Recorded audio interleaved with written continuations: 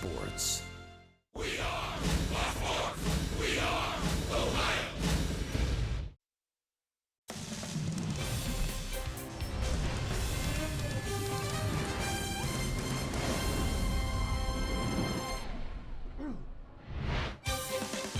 Well, it is fractionally warmer than it has been during this entire road trip tonight in Philadelphia. Clear skies and closing in on game time. Game 2 of this 3-game set. Reds looking for a win, taking on the Philadelphia Phillies.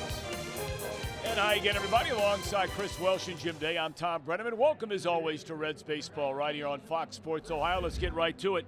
Saw Homer Bailey on opening day. He was mighty good in a loss against the Washington Nationals and Max Scherzer. Not as good his last time out when we opened this trip in Pittsburgh. Well, maybe Homer Bailey have a little bow tie Tuesday magic going for him tonight, because the opening day pitcher was very good his first time, mainly because, Tom, he was on the edges of the strike zone.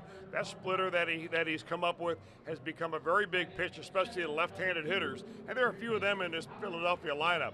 But he's got to make sure that he's down in the zone, because his fastball just not overpowering like it used to be. The guy he's facing tonight, also an opening day starter. And this guy is one of the emerging young pitching stars in the league. Well, he's only 24 years old, but we've been talking about him for about 3 years now. So you really wonder, when will he finally come on and give you a whole season? He was one of the best pitchers in the league for half the year last year, and that was the second half. So that's something to really build on if you're Aaron Nola. He's got a nice moving fastball, a really good hard breaking ball that comes right over the top, and a lot of stage presence on the mound. Well, how about Alex Blandino? When he takes the field tonight, it's his major league debut. He'll be a third. Well, he's got some family here to watch him all the way from California. He's excited about it. He had a very good spring. Alex Blandino is one of these guys who was a first-round draft pick and then kind of dropped off the radar for a couple of years, put together an outstanding minor league season last year. Here he is in the major leagues. All right, so Blandino in the lineup. He'll be at third and batting in the 7th spot. Hey, you want to know what's going on with the Reds, and in particular Joey Votto? Where else would you even think about turning than to our main man, Jim Day? He has that right around the corner.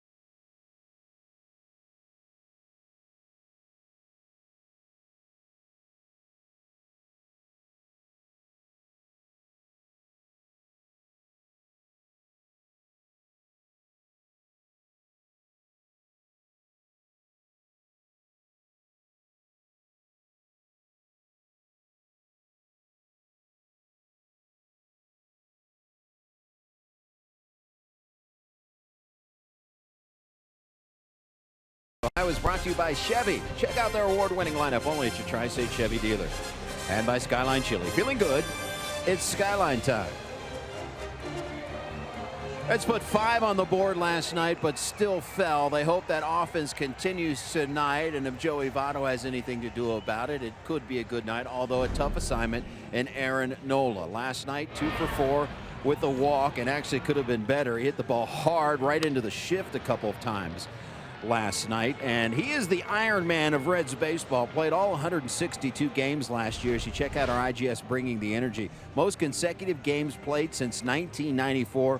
Votto appears 3 times on the list, including last night's 200th consecutive appearance. Aaron Boone he's chasing with 241, but look at the drop-off after Votto down to Jay Bruce at 125 consecutive games played. It'll be 201 tonight. He's in there batting third, and as we go up to Tom and Chris, we'll find out what he has in store for the Philly fans tonight, too. Well, we certainly will be watching that. And Jim Day, thank you very much. We take a look at the starting lineup tonight for the Cincinnati Reds under manager Brian Price. The Reds come in so far with a record of 2 up, 7 down. It's presented by Nissan. It'll be Winker back at the top, feeling a little better today than he has been the last couple of days. Peraza the shortstop, then Joey. Scooter Gennett, Adam Duvall, and Tucker Barnhart in the middle. We talked about Blandino, his major league debut here tonight. Homer Bailey in the 8th spot. Billy Hamilton, couple of hits last night, knocked in a run in the 9th hole. And well, I tell you what, you look inside the numbers, and Chris mentioned it a moment ago. You go roughly to right around the break last year, and it's hard to find a better pitcher in the National League since then than Aaron Nola. Well, he makes it look easy too, Tom. He's not a guy that is rears back and overpowers you. He moves the ball around. He's got good command of a fastball that has a lot of movement on it. So that really helps you right from the very beginning. A former #1 draft pick from down in Louisiana. Also has a big overhand breaking ball, and we'll see what he's got going. He's not putting together a really great game so far, although his opening day start was pretty good. He got taken out a little bit early of the ball game, but last time was a struggle for him. So we'll see what he has tonight.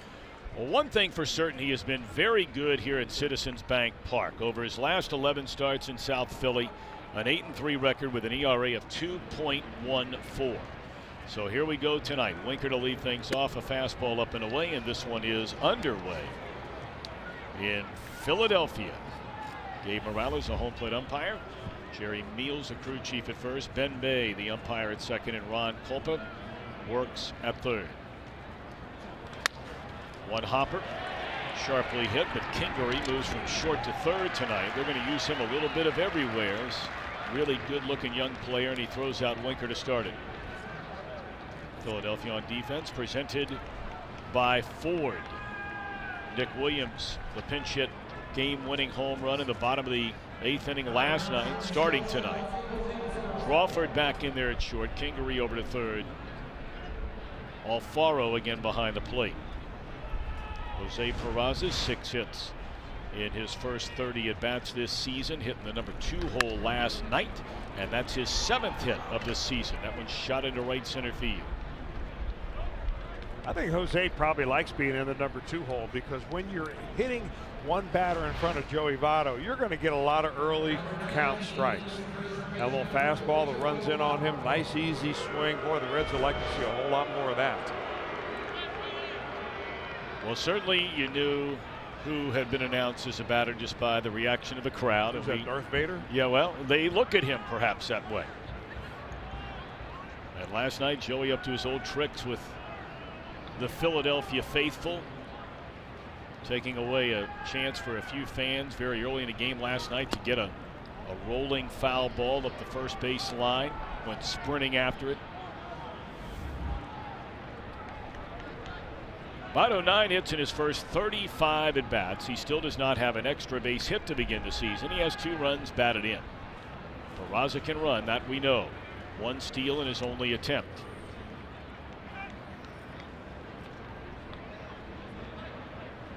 The news earlier today, and we talked about it during the pregame show, but in case you missed it, the Reds made a roster move today. They brought up impressive-looking young right-handed pitcher Tanner Rainey from AAA Louisville, and designated for assignment Giovanni Gallardo.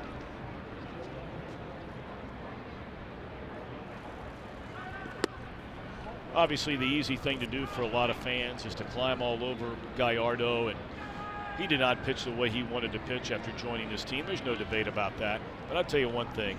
He is a guy that you wish nothing but the very best for. He is one terrific young man. And hopefully his career will continue somewhere else. Slow roller. They'll get one, and they'll get two. And that's all for the Reds in the first inning. One hit, none left. Homer Bailey makes his third start of the season when we come back.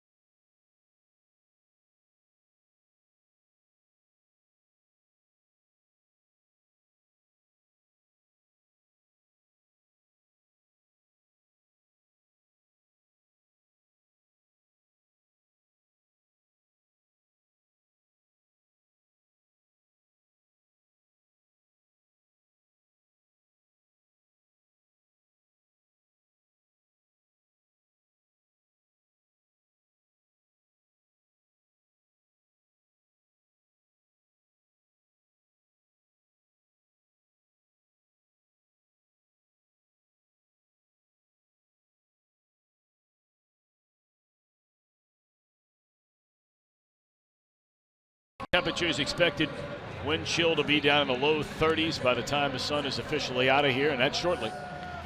The Philadelphia batting order under first-year manager Gabe Kapler. They've won 4, lost 5. Hernandez, Santana, Herrera the start. Hoskins a home run here last night. Williams a home run last night. Kingery a home run last night.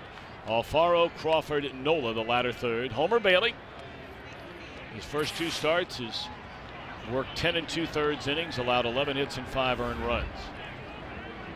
Well, he's normally a sure thing when he pitches in Pittsburgh, Pennsylvania. His last time out, though, struggled a little bit with his control. See if he's back on the beam here this evening.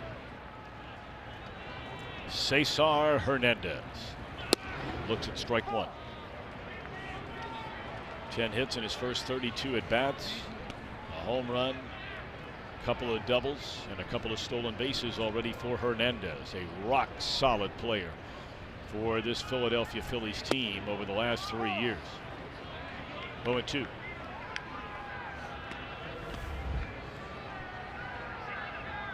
Bailey hails from LaGrange, Texas. Grew up on a big chicken farm his family's owned for many decades, and a fastball he doesn't get the call. That high strike has been kind of hit or miss depending on the umpire from what we've seen so far this year. It's a difficult pitch to call because it's called actually when the hitter is prepared to swing. Halfway point between shoulders and belt. That can vary a lot from hitter to hitter. Pull the string on him there, and that's a swing and a miss. Good start for Bailey. Well, this has got to be a big key for him all night long when he faces especially a left-hander. That's about picture perfect. That little splitter that he throws right there and gets Hernandez way out in front. First batter set down here in the first inning, and now Santana, the long-time Cleveland Indian, came up originally, was a catcher for that franchise, and they brought in Yan Gomes, who was just a little bit better defensively. But they love Santana's bat. Ball continuing to carry, and will send Billy 2 steps shy of the wall. The wind is blowing out towards right center field. It's died down considerably from where we were about an hour ago. We look at the Reds on defense. Presented by Ford. Winker back in there. And of course the big story, the Major League debut. of Alex Blandino at third base. Cliff Pennington got the start there last night in the first game post a Eugenio Suarez broken thumb.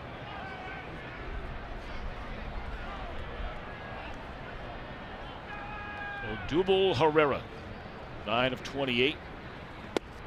Looks at a strike. Getting on base a lot. So one thing about this Phillies team we didn't talk much about last night. Their pitches per plate appearance are the most among all major league clubs so far. They've gotten a lot of guys on base, but with the exception of the 20-run performance they had over the weekend, they've had a hard time getting the hit to drive them in. You look up and down this batting order, they have a lot of guys that are getting on base at a very high frequency.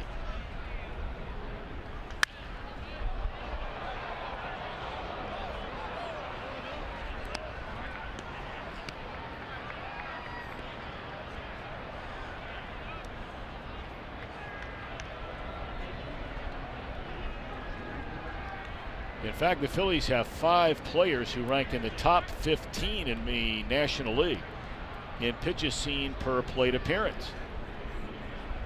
Altair, Hernandez we just saw, Santana we just saw, Franco and Hoskins. You know, there's a lot of theories as to whether that really means anything or not. I don't know whether it does. I can tell you the Phillies, the Cardinals, and the Diamondbacks are the top 3. The bottom 3 are the Reds, Brewers, and Braves. So. But what's interesting about it, that is the Braves are the best offensive team so far scoring runs in the league, with the most extra base hits.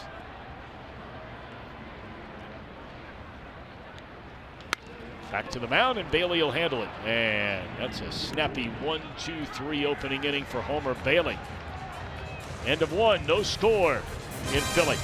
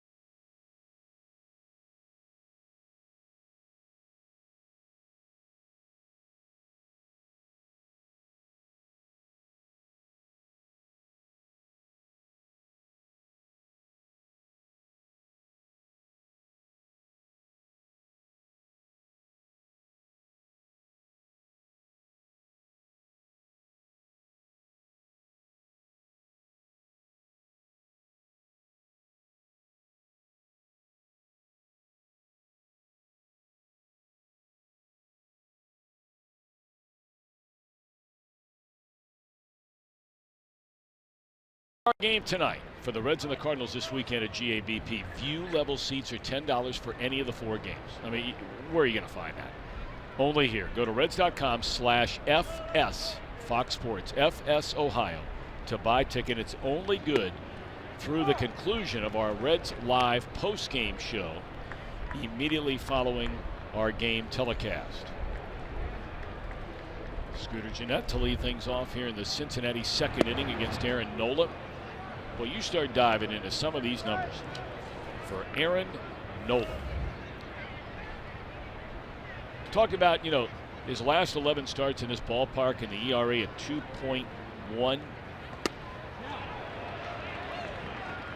How about 93 strikeouts against just 18 walks in 10 of the 11 starts? he's gone 6 innings or more, allowed 2 runs or fewer. Not that quality start thing. It's an ultra quality start.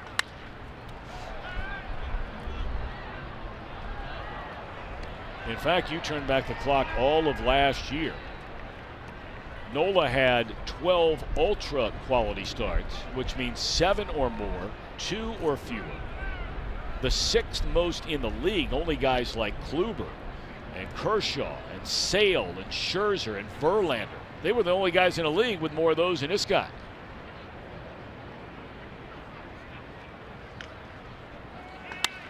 Hit hard, but had him played perfectly.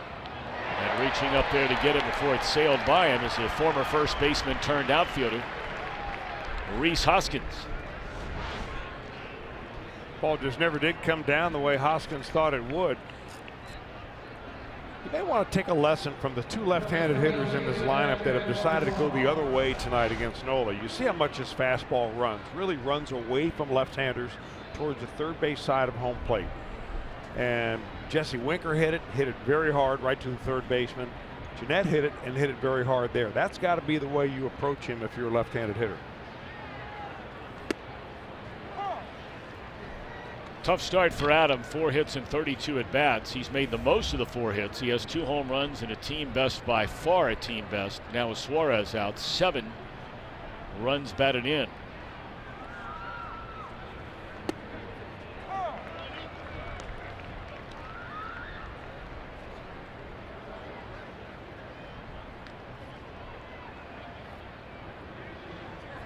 This has been one of those places for the Reds where it has become a black hole of trying to win games, whether it was against those, Phillies teams that were really good for a long, long time, or more recent years where they're not so good. The last 14 series the Reds have played in this ballpark, they've won 2, lost 10, and split 2. The Phillies have won 32 of the last 49 games against Cincinnati here at Citizens Bank Park. Fastball, strike 3 called on the outside corner. First strikeout of the game for Aaron Nola. And 2 are out here in the Reds' second inning. Now, I don't even think the catcher Alfaro thought this was a strike. See how he kind of brings it back right there. He has the tendency to do that. But if you see where the umpire is set up, they call that the slot between the catcher and the hitter.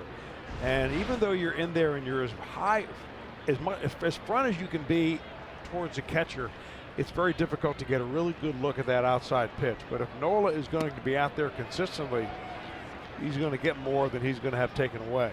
If you notice what the catcher has there, it's like a quarterback you see in college football, or heck, in these days, even high school football, and not as frequently in the NFL, but from time to time. If you look on Alfaro's left wrist, it looks like, and it's a bunch of sweatbands together, but he has a scouting report in there where he flips open. See it right there? And right before Barnhart came up, and there he is, he's looking at it again, just to make sure what they want to do and how they want to go after certain hitters. And he immediately dropped the number 2 down on the very first pitch of the at-bat to Barnhart, and Tucker waved through it on the first pitch breaking ball. Well, those bands, those information bands, I guess you would like Sure. for a better term, are heavily used in college baseball and college softball to help the catchers actually call signs that the coaches want to have. Now, they don't do that here, but they do have scouting reports on them, and the Cubs use one too. Back-to-back strikeouts for Nola to end a perfect second inning.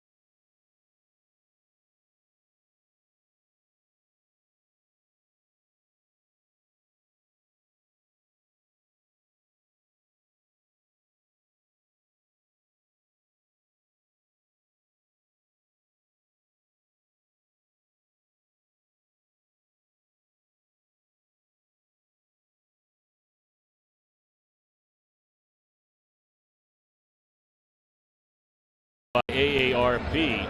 You know, this was the first year in 4 years where Bailey's actually been healthy enough to be on the Reds opening day roster. Look at the last time he pitched in this ballpark.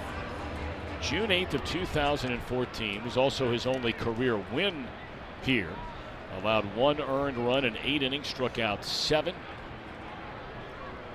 His prior 5 starts, he had gone 0-4 here in Philadelphia.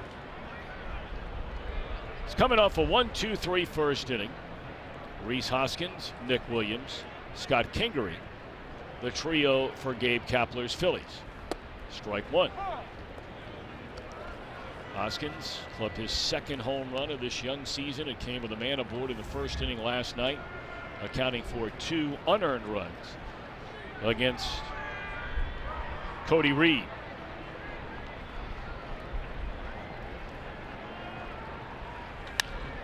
Oh, and 2.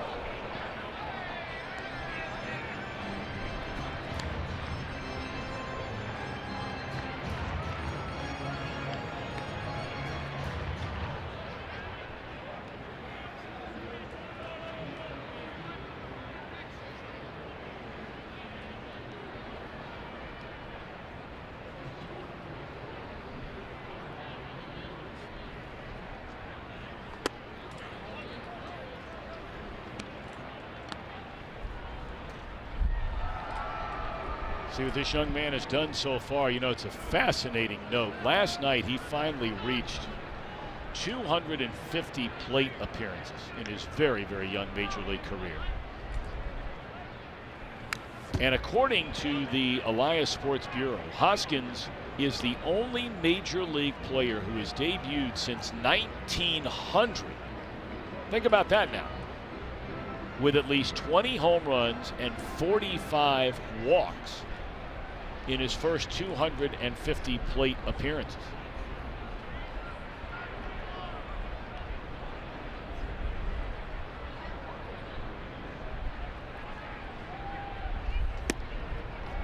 Two and 2. Well, those numbers inside the numbers are why people are so excited about Hoskins. But just from a pitching scouting standpoint, I can tell you one thing. You don't want to throw the ball up to him. Down around the knees is where you want to live.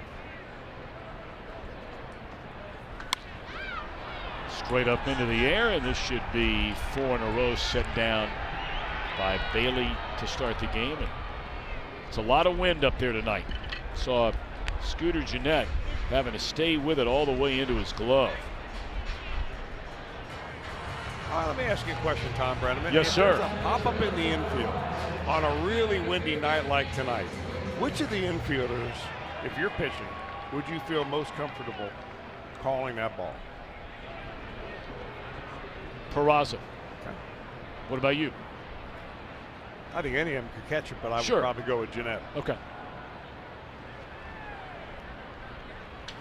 Broken bat on the first pitch. And that's 5 in a row set down by Bailey. An excellent start.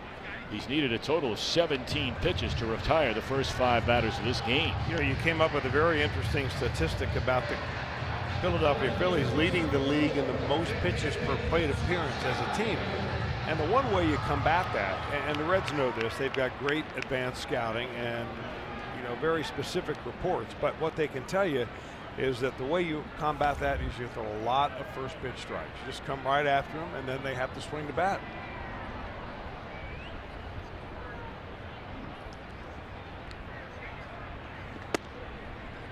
And there's a first pitch strike to Scott Kingery. 6 out of 6. That's exactly what Mr. Welsh is talking about. First pitch strikes for Bailey. Let's see if that will ultimately lead to retiring Kingery and put 2 perfect innings in the books for Homer.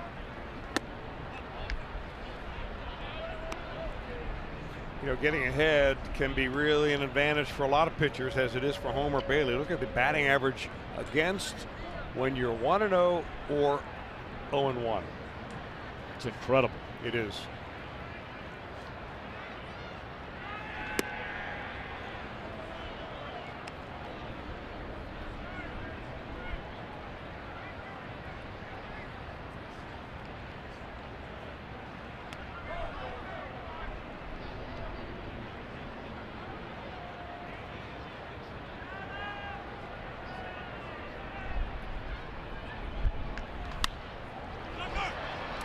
in the air behind the plate. Barnhart over near the stands, and it drops into the third row.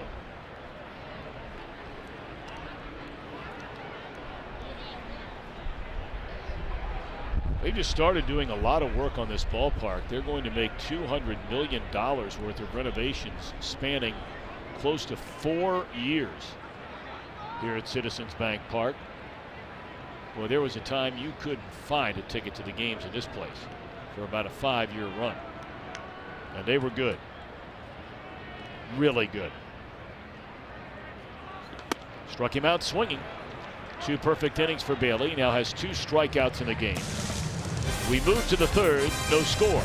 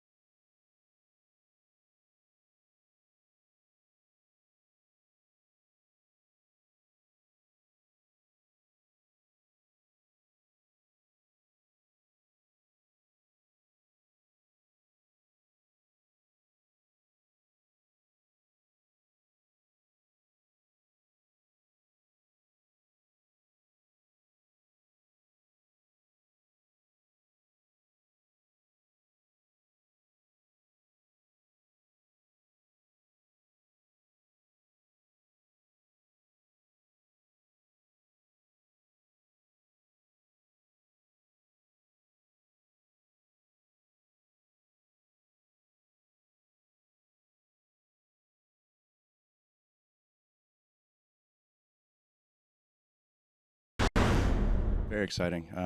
It's what you dream of as a kid, and today's finally the day, and I'm just ready to go. When you looked at the lineup card, what were the emotions?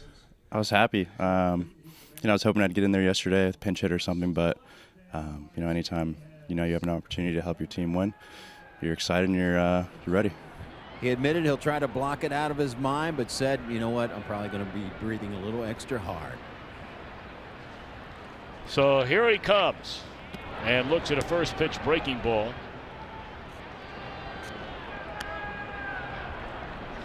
First major league at bat. A moment that, it's funny you say it's a moment you'll never forget, but you talk to some players and some are so wrapped up in everything going on that they'll tell you maybe they don't remember everything about it.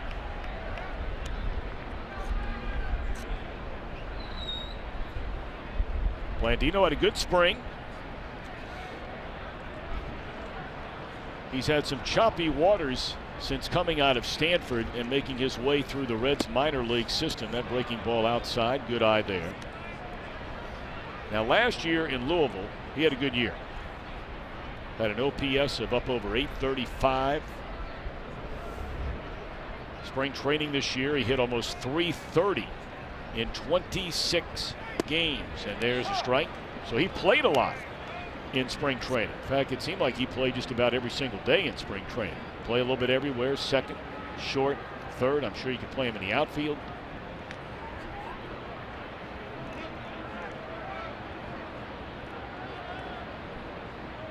Looking for something to drive here on 2-2. Swing and a miss, and he's out of there swinging. That's 3 straight strikeouts for Aaron Nola. Well, the first 2 strikeouts that he had in this ball game, Duvall and Tucker Barnhart came on fastballs on that first base side of home plate. Against Blandino, he dropped the curveball on him.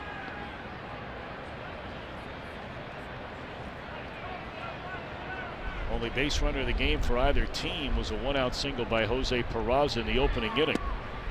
But Nola has still faced the minimum as he got Joey Votto on a double play to end the first, a perfect second. And now strike one to the number 8 hitter Homer Bailey, who has 1 hit and 4 at bats. this year. How about that, Bender?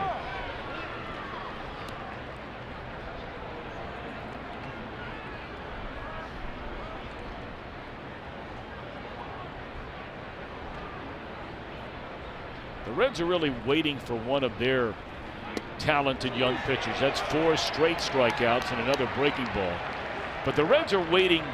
They're hoping for more than one of their talented young pitchers to start becoming what we're starting to see pretty consistently now from Nola. Well, you know, Nola is a little bit of a different #1 draft pick. He came very polished out of Louisiana State, and a guy that didn't need a whole lot of changing when you get to the minor leagues. Some guys, if you get them right out of high school, you know, it's a longer process, and you have your chance for your own, I guess, coaching staff and development people to get their hands on it. But you wait longer when you get a high school kid. There's no question about it.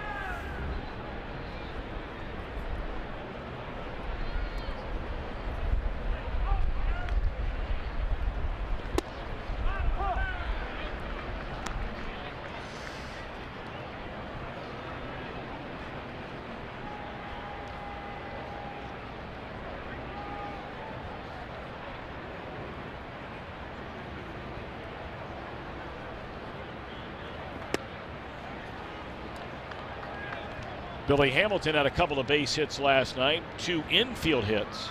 He knocked in a run, stole a base, and of course he tried to score all the way from second base on a wild pitch in that 6th inning after the Reds had tied the game. That would have been the go-ahead run. 2-2 on Billy Hamilton. So overall, Hamilton 5 hits in his first 26 at bats. Check out number 4. Right there, according to Fox Tracks. Nola trying to fan the side.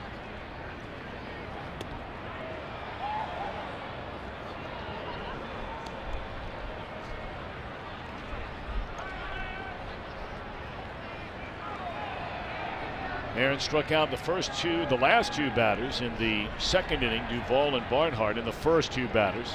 Blandino and Bailey here in the 3rd. So 4 straight. And now a payoff pitch to the Red center fielder. Got him swinging. They appeal. No! I think the crowd a little bit surprised by that, and Nola surprised by that. If not a swing, you know, was it a called strike? Yeah, I think Nola thought this was a strike all the way. Although, again, look at how much movement of that glove that Jorge Alfaro has behind the plate. Anytime you move your glove that much, I mean, you're not fooling these umpires.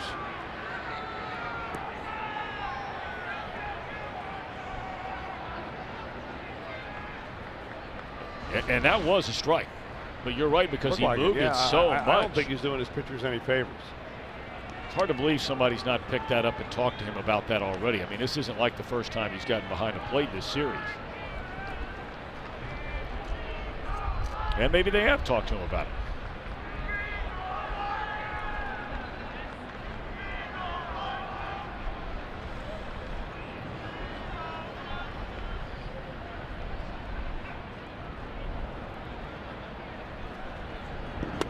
So back to the top of the order. Winker hit the ball sharply, a 1-hopper to the glove side of the 3rd baseman Kingery, who threw him out leading off the game.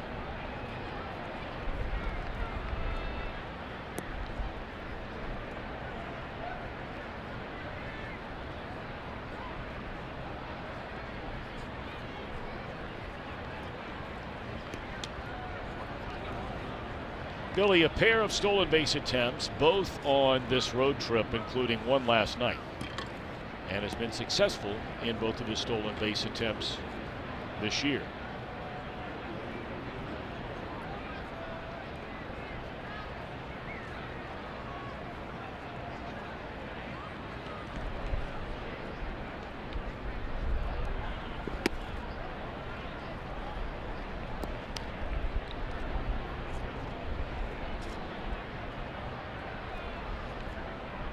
Told you yesterday that Winker and Amir Garrett both have been under the weather during this road trip through Pittsburgh and Philadelphia. Winker, not in the lineup last night, did pinch hit. But ready to go here tonight. And paying a lot of attention naturally to Billy Hamilton over at first.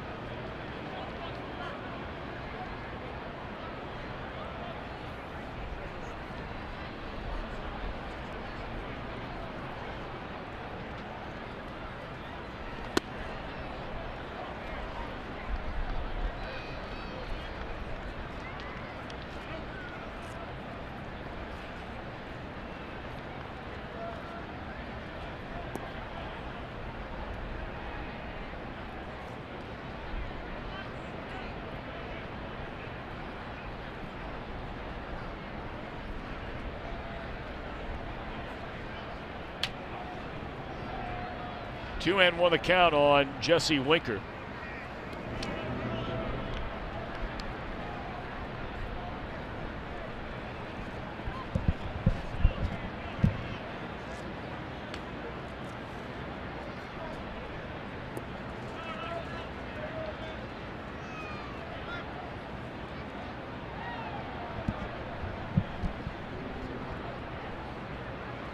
Hamilton running on the play. And no chance to throw him out. And so Billy now a perfect 3 for 3 in stolen base attempts on the year, and he's in scoring position for Winker. Well, you can see why Aaron Nola was throwing over to first base so often. The opposition did take advantage of him last year. 21 stolen bases against Nola when he's on the mound, only 2 that were caught stealing. See, I would prefer to borrow your theory. They know all those stats, right? You're exposing yourself by that move over at first. They had no chance to throw out Hamilton. Well, that's true. I mean, I think, though, Tom, it does show that if you throw over at least once, it does cut down on the percentage of successful stolen bases. But it doesn't hide a bad move, that's for sure. And the Reds know it. They've looked at this stuff 500 times with players literally getting to the ballpark at 10 o'clock in the morning, 11 o'clock in the morning for 7 o'clock games. When they get here, and I was talking to one of the guys who's responsible for the cut-ups of the pitchers' moves earlier today, and Billy Hamilton was watching this guy the entire time in Pittsburgh. They're not throwing Billy Hamilton out. The only way he gets thrown out is if they pitch out or if he falls down. Well, Peraza got a first pitch fastball last time with nobody on base. He gets a first pitch breaking ball this time. Nola really bears down with runners on base. So far this year, the opponent batting average with runners on base is less than 100. It is 0.71. It's pretty good. That's 1 for 14. I think 1 for 14, including tonight. Another breaking ball after getting ahead with a breaking ball. So now 0-2 on Jose Peraza. Now he's got to really make sure that he protects the outside corner. Peraza does, because Aaron Nola has that kind of fastball that he can start it off the plate outside on the first base side of home plate and then bring it back and touch that corner. With a right-hander in there, it's a backdoor fastball.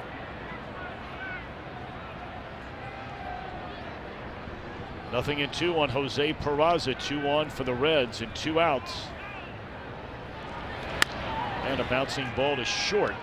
The play will be to first, and just in time from Crawford to Santana ahead of Peraza. The Reds strand 2. Phillies bat last to the third against Homer Bailey in a scoreless game.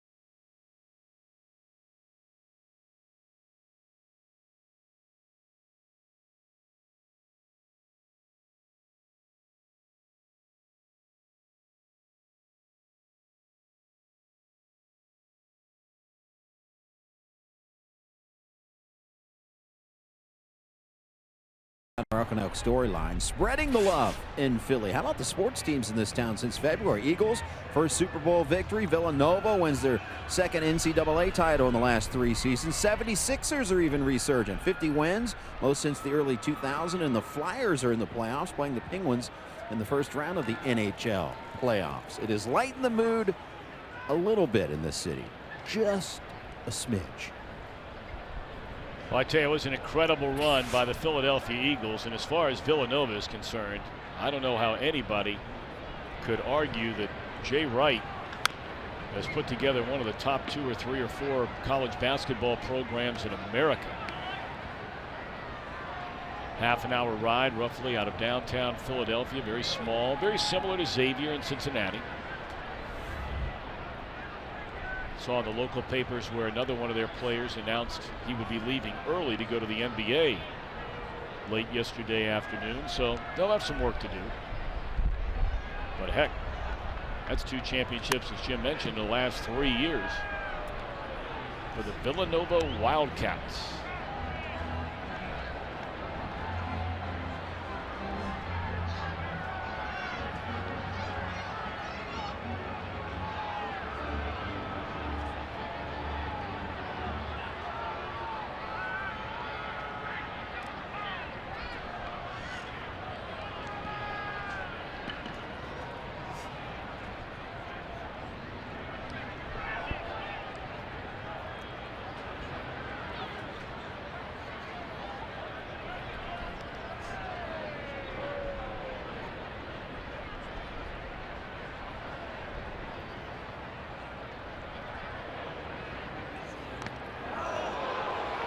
And that one hits Alfaro on the left hand. Of course, the last time we saw a batter take one off the hand, it was Eugenio Suarez breaking his right thumb. That looked like it got him on the back of the lower hand on the bat, the left hand.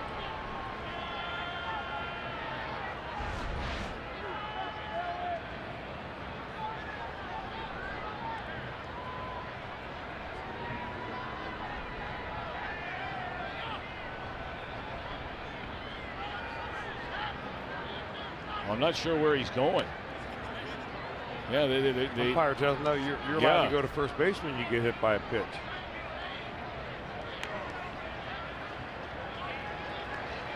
He did not look very happy.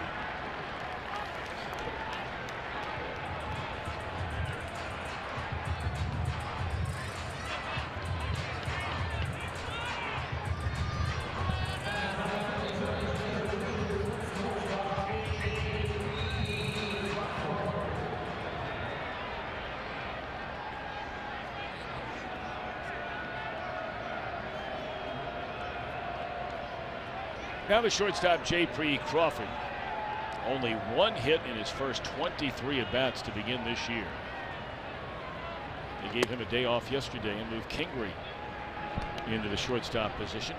Crawford back in there tonight. That's the first base runner of the game for Philadelphia against Homer Bailey.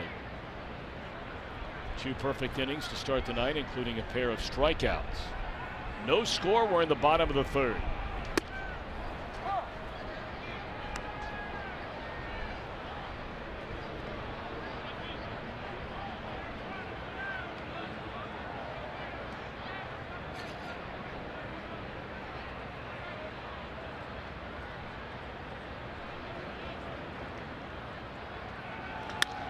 Driven hard into left center field, but Duvall there to get it, slicing back towards the Reds left fielder.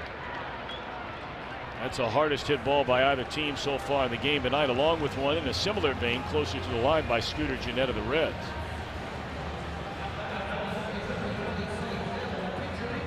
Talked about the Philly fanatic here a little bit last night. The best act in all of baseball. And look, I mean, he's already popular, but you gain more votes when you start flipping hot dogs into the stands. It's $1 hot dog night here at the ballpark. That's become a very popular night for a lot of teams all around baseball. They had it in Pittsburgh over the weekend. A little better crowd here tonight than last night. Temperature a few degrees warmer.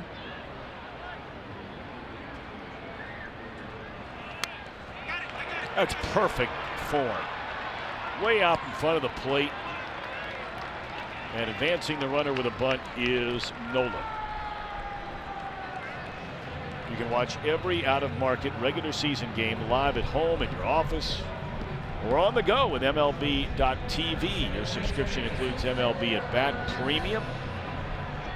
Blackout and other restrictions will apply. Visit MLB.tv for details. So the Reds had a runner get into scoring position. Billy Hamilton in the top of the third before Nola retired Peraza. And now after the bunt by Nola to advance Alfaro into scoring position, here's Cesar Hernandez. Hernandez struck out swinging, leading off the Philadelphia first inning.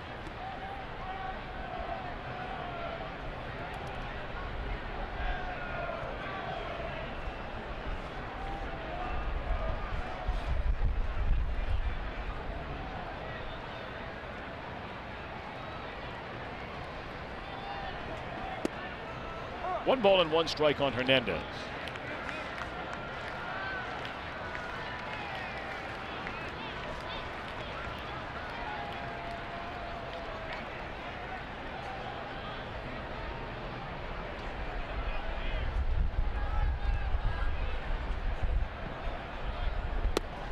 Started to, they appealed, didn't look like he went, he did not.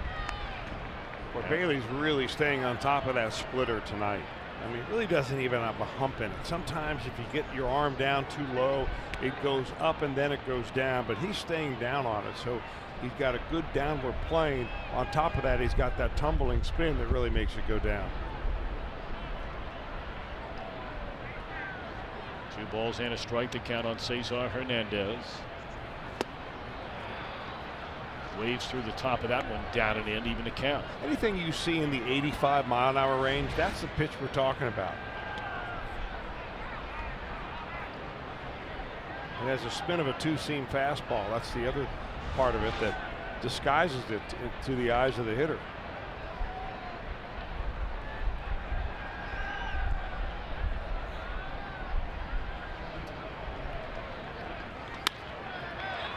Trouble here, and this is going to go foul. And a good thing for the Reds. Up the third baseline. Remains 2 balls and 2 strikes. That little fella get that foul ball there? I think Dad may have given it to him. They would prefer the low-key approach.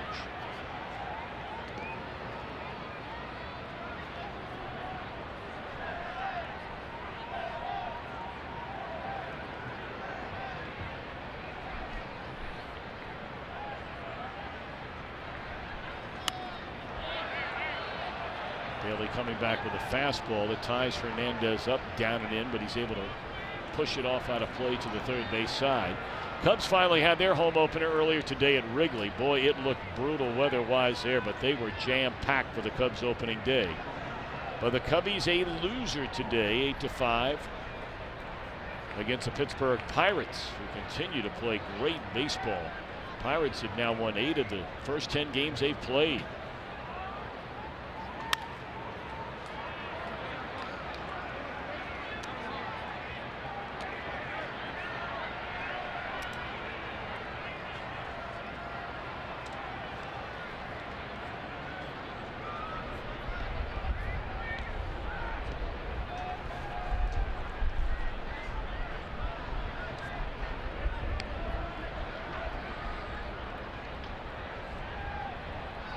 Bailey's been quite stingy with runners in scoring position so far this year, and it maintains that run. They're 1 for 12 against him after the strikeout.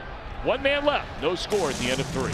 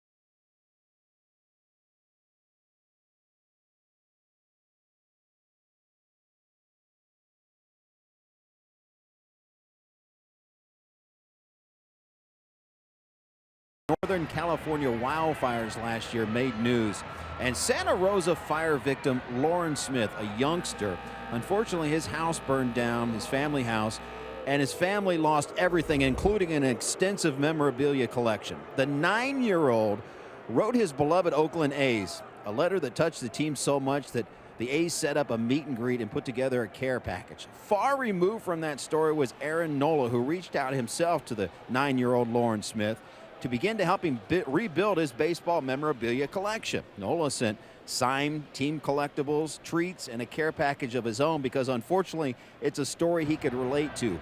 Nola's family house burned down on his 12th birthday. Needless to say, Lauren Smith's favorite non-A's player is Aaron Nola. It's great stuff, Jim Day, and great stuff by Aaron Nola. Votto on the ground from short right field. Hernandez will throw him out, and that's the way things begin in this scoreless game. Reds bat in the top of the 4th against Nola. You know, the shift is only part of it when you're facing Joey Votto. The other part of it is to try to get your pitcher to induce a ground ball from Joey Votto. Almost all the ground balls he hits are going to be pulled. That's the way it is for just about every big league player out there. So 2 times up, 2 ground balls to the right side, right into the shift.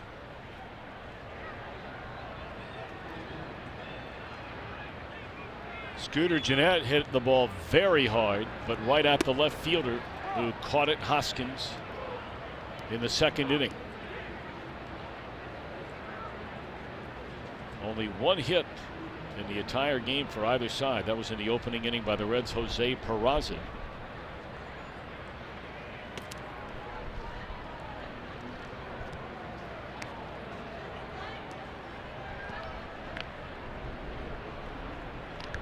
Phillies only 1 base runner thus far against Homer Bailey, and that's when he hit the catcher Jorge Alfaro to lead off the just completed bottom of the 3rd. He was stranded at 2nd base. Each team with a scoring chance in the 3rd inning, and both leaving a runner in scoring position. Jam shot by Gennett there, and it's out of play.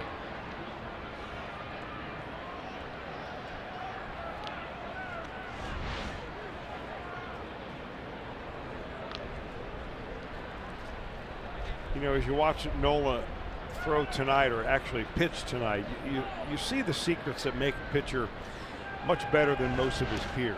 And one of those things is the ability to pitch to both sides of the plate. He's equally as good on the first base side of home plate as he is away. When he comes in, he misses in, not out over the dish.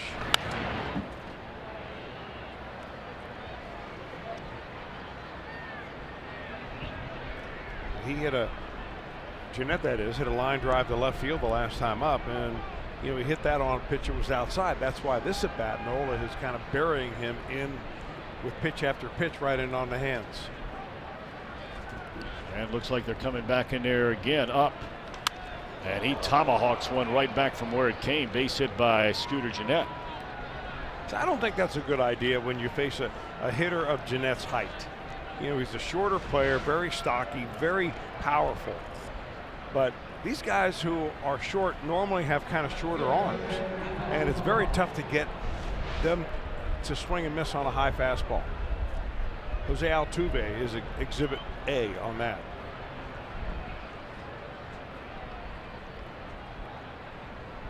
So a good way to start things for the Reds. They have a 1-out single by Gennett, and that will bring Adam Duvall to the plate, who looked at strike 3. He did not agree with the call. It was a fastball away from him, right around knee high. And that's where they're going to start this at bat, although they go breaking ball for strike 1.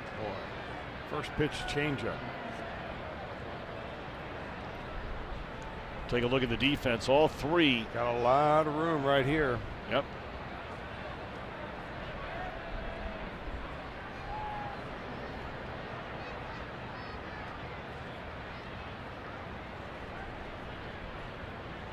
I'm curious about something. I want to ask you a question. I have no idea because I've never stepped in there. As Duvall lifts one into short left center field.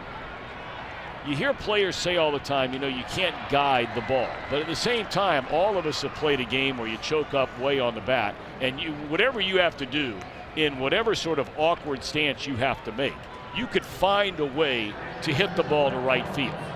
In a Major League Baseball game, in that situation, do you think if Adam Duvall or any hitter, they just made up their mind, no matter what I have to do, even just to hit a little roller to the right side, that they could push a baseball and make that happen? I think it would take some practice, and I think it would take some commitment. But, you know, Adam Duvall's probably thinking like most everybody who sees a shift. You know, I'm either going to hit it over the shift into the seats, or I'm going to hit it as hard as I can and see what happens.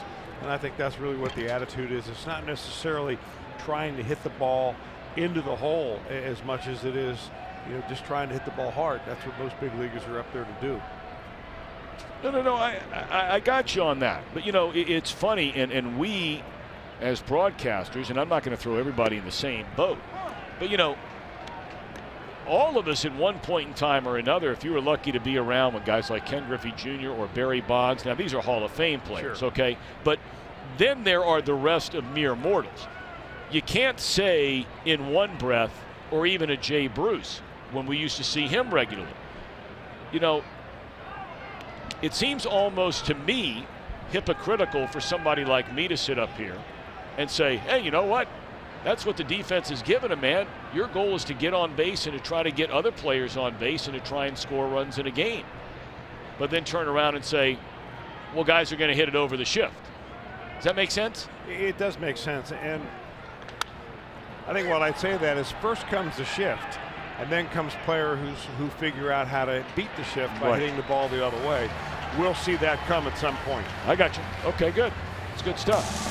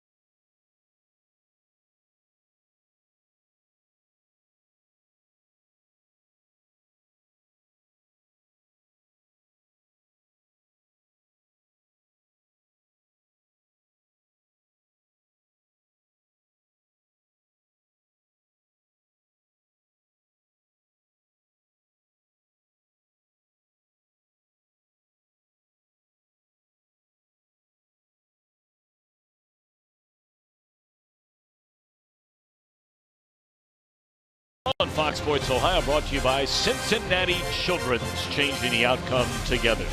And by your local Ford dealer, Ford. Go further. Check out the Front Gate Outdoor Luxury Suite at Great American Ballpark. An incredible view of the field. Comes with an upscale buffet, full beverage service, comfortable seating. Book your next group outing in the Front Gate Outdoor Luxury Suite. Visit reds.com/groups. Another one of the great companies in America based out of Cincinnati, Front Gate. Beautiful. A lot of outdoor living furniture, but boy, do they have nice stuff.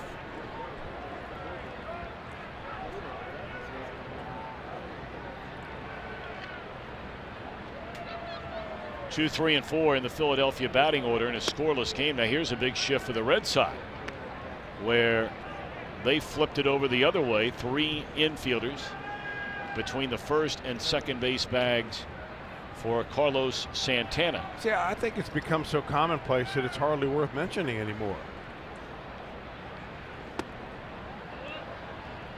Well, Bailey, until this at bat, has been a strike throwing machine here through the first 3 innings.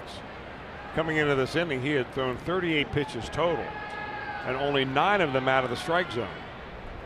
Presumably a few of those when he's ahead 1-2 or 0-2 as waste pitches. Santana had just about the best swing anybody has had on Bailey yet tonight. Had a high fly ball to dead center field that reached the warning track. If he hits that in July, it's long gone.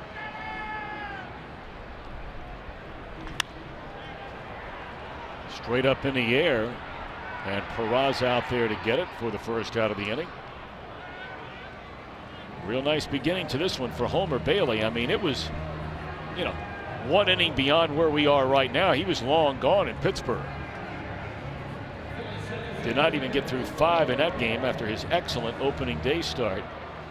Yes, it was a losing start, but he pitched very well in losing to the Washington Nationals, and Bailey gave up just 1 run in 6 innings in that game.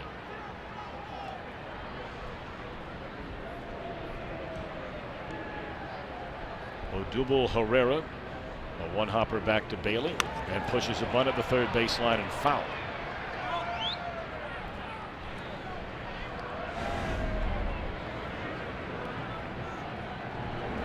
Bailey looks extremely focused. I mean, he always does on game day. You know, we saw him on the bus on the way over here, Tom, and you know, most of these pitchers who pitch on their game day, they don't talk very much. But I mean, just on the mound tonight, he just kind of has a quiet confidence about him this evening that is showing in the numbers that he's putting up.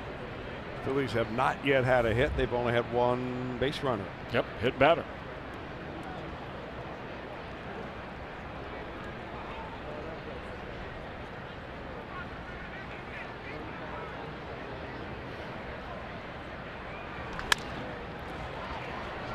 Jeanette right in his tracks will throw out Herrera. And the first 2 gone in the Philadelphia 4th inning.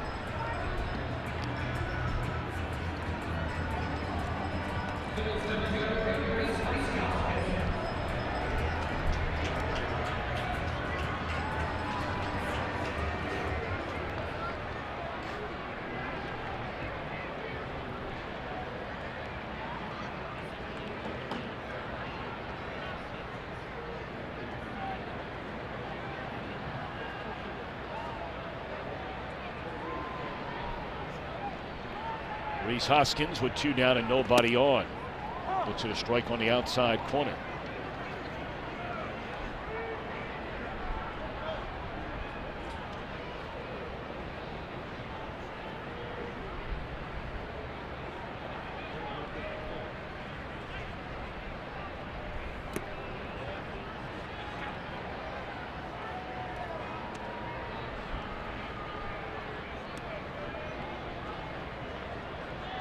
Yankees and Red Sox getting together tonight.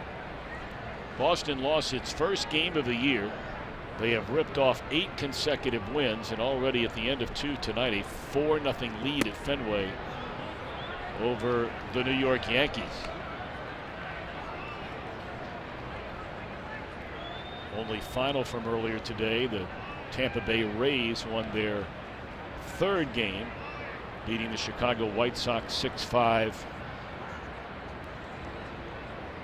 on the south side of Chicago. 3-1 to Hoskins. You know, Cleveland's doing what the Reds are doing and what the Diamondbacks have done for a long time. During these weeknight games, while school is still in, they're starting their games at 6:30 rather than waiting around until 7:10, and the Reds will be doing that frequently the early part of this year as well. Swing and a miss. And they're already in the 7th inning tonight. And it's 10 minutes after 8 o'clock, 12 minutes after 8 o'clock. And the Indians, a 1-0 lead over the Tigers.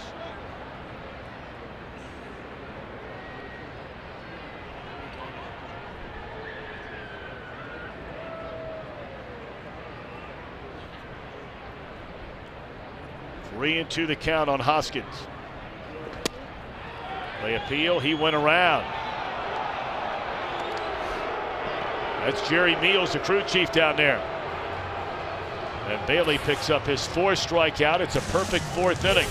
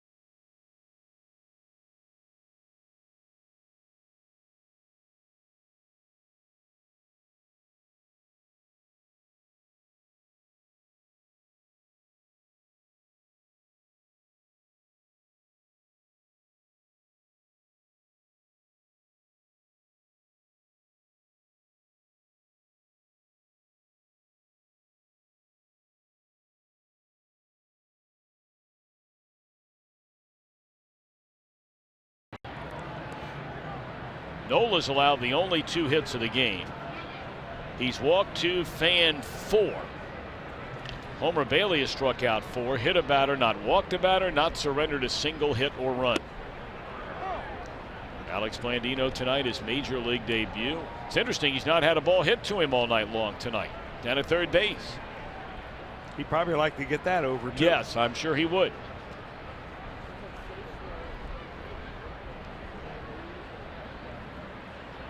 Blandino struck out his first time up.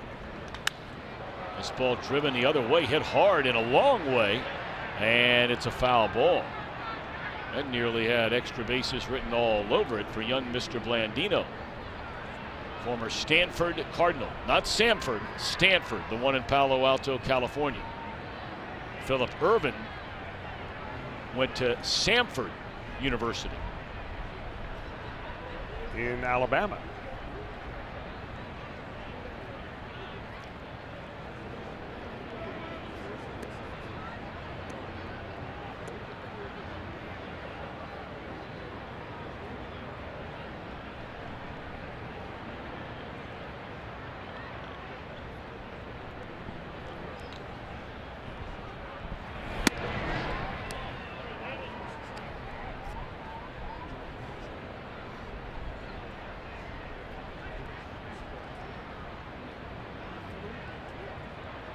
Ball and 2 strikes on Blandino.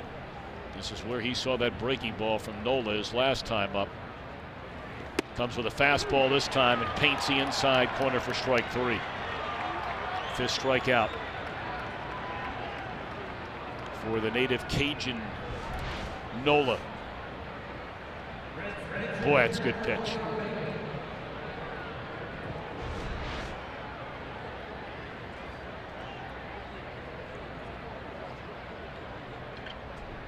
Homer Bailey looked at strike 3 his first time up. They're just underway in St. Louis. Milwaukee beating the Cardinals last night in extra innings.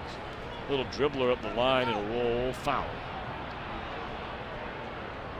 Tell you, for whatever reason, Milwaukee has gone in ever since Craig Counsell took over as their manager. I mean, they go into St. Louis and they have taken it to the Cardinals. Saw a note where they've won 8 of the last 11 games they've played there in St. Louis. Milwaukee is 6-5 on the year. The Cardinals have lost 2 in a row, and they're 2 games under 500 to start this season.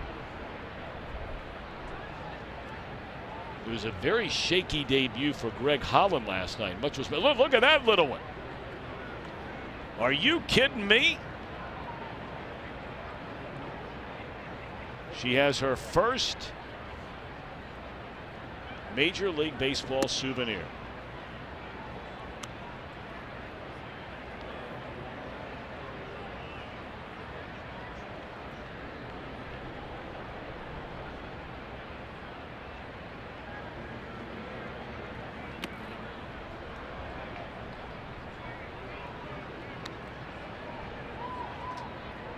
Got to get that picture right away. Very, very nice. Hanging with Mom. All bundled up and cozy. 2-1 on Homer Bailey. And now the count 2-2.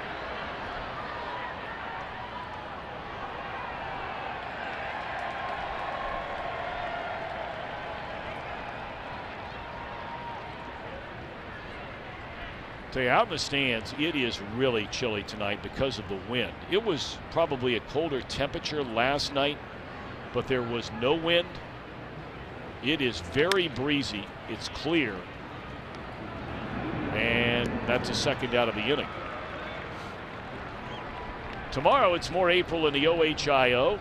Reds and Phillies have the final game of the series. Our coverage begins with Reds Live at 6:30. You can stream it live on Fox Sports Go. April in the OHIO, presented by Menards. Billy Hamilton walked, stole a base with 2 outs and nobody on, wound up stranded at second in the 3rd.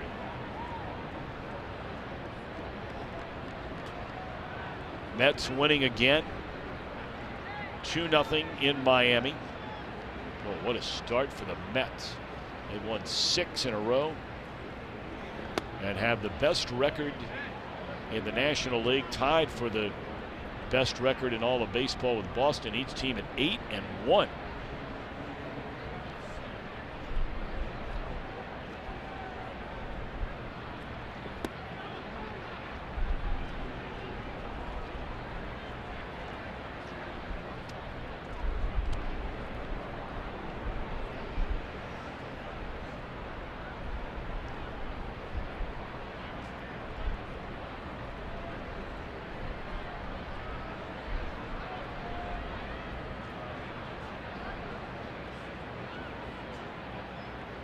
Two 2-0 on Billy Hamilton.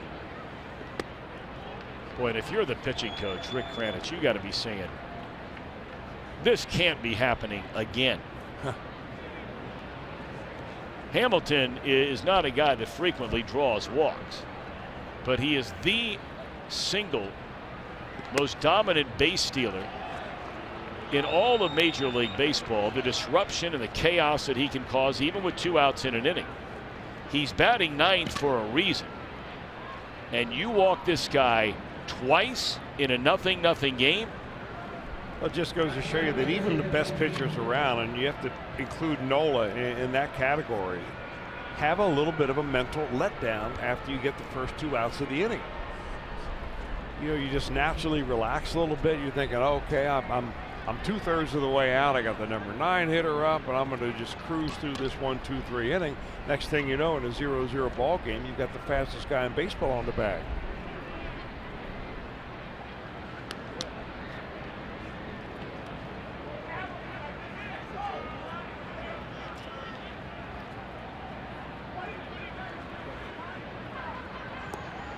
We brought up the numbers earlier.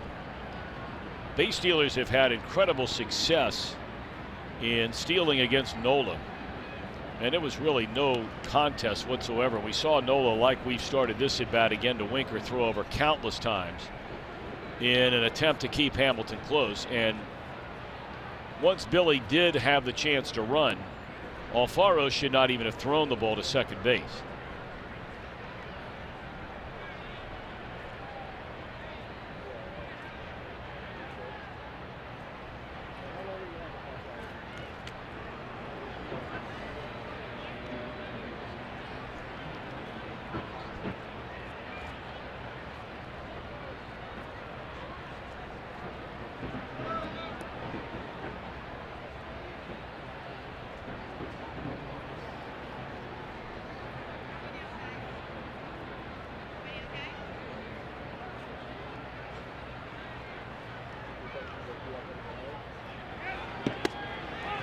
And again, we said it earlier, unless Hamilton falls down or they pitch out, they can throw over to first 400 times, and they're not going to prevent Hamilton from stealing second base.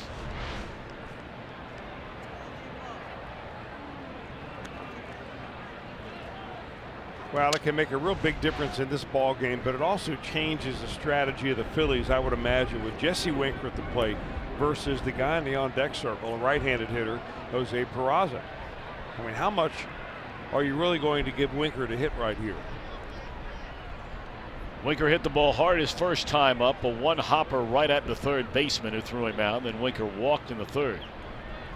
After Billy, just like this inning, identical. Hamilton drew a 2-out walk, stole second. And they pitch to Winker, and he makes him pay. So the stolen base by Hamilton, a base hit by Jesse Winker, his third RBI of the year. The Reds have a 1-0 lead in inning number 5. Boy, I am just stunned about that. I'm not sure what the analytics would say, but just common sense. Of course, we've seen Jesse Winker hit, and maybe we've got a little bit more respect for his approach at the plate than do some scouts who have only seen him a small amount. But you know what? You bring up, Chris, by the point you make, a very, very interesting question. Because unless there is some stat that you and I are unaware of, okay, I think we all agree that no team is being run, and certainly no team is being managed with greater attention and detail to sabermetrics than the Philadelphia Phillies. And I'll pose the question going to break and let you answer it when we come back. If that's a given, why did they just pitch to Jesse Winker? I will ask you for an answer when we come back.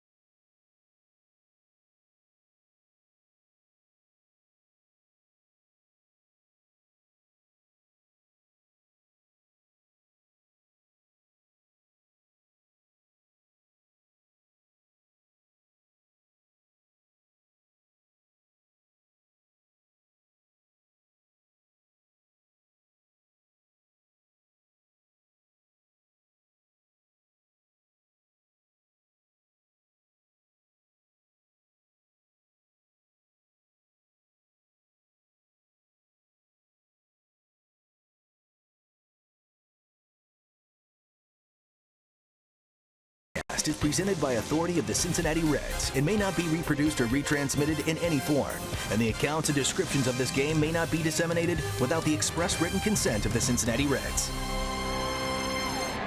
Can you imagine being Alex Blandino?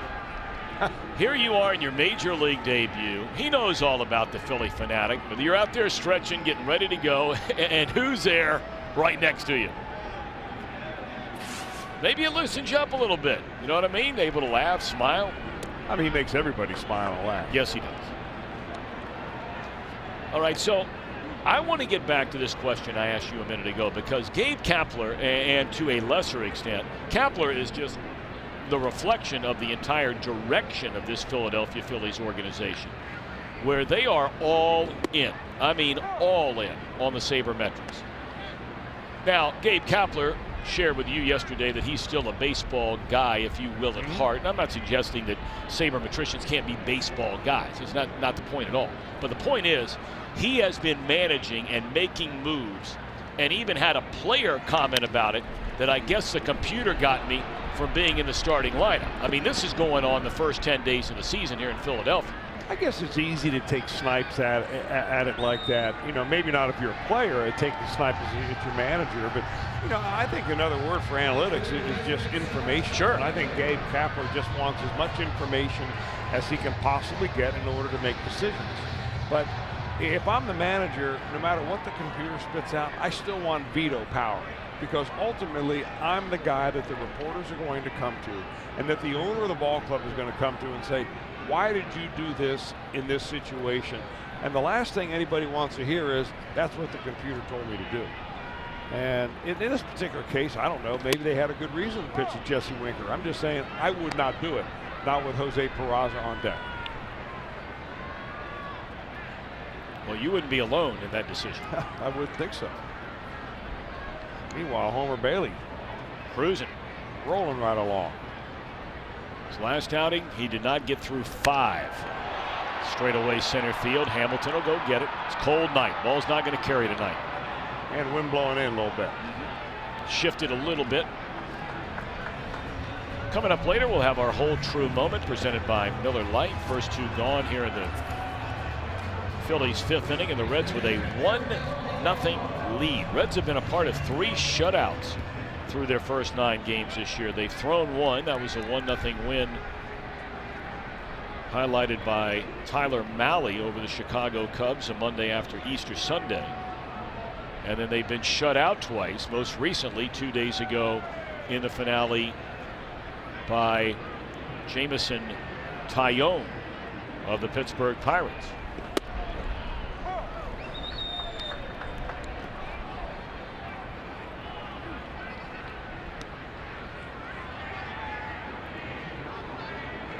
Alfaro is the only base runner of this game against Homer Bailey.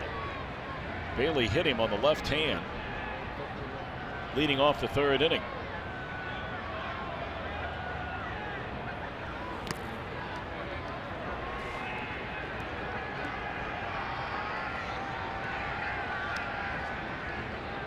Tidy night so far for Bailey.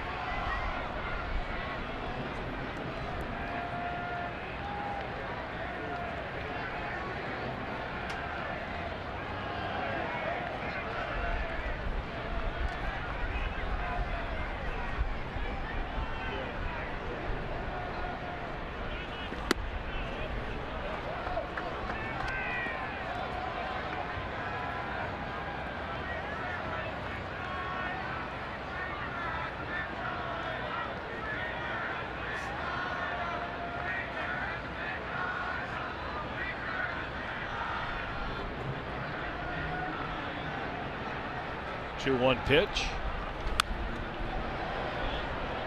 2-2 to the Philadelphia catcher.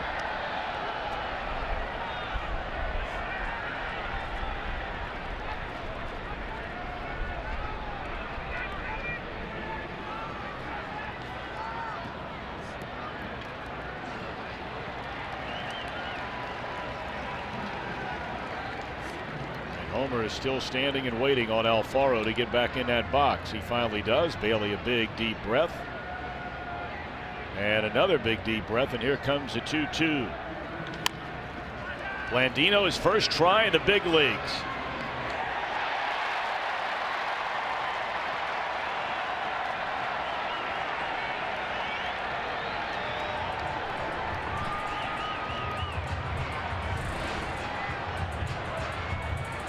So he's been waiting all night for one down there, and just probably would have been better off had he gotten out in the first inning. Well, young man, forget about it and get ready for the next one.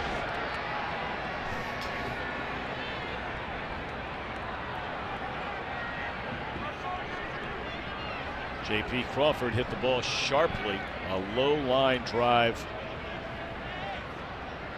with some slice action towards left center, came back into the glove of the left fielder Adam Duvall. 1 for 24 to start this season for J.P. Crawford.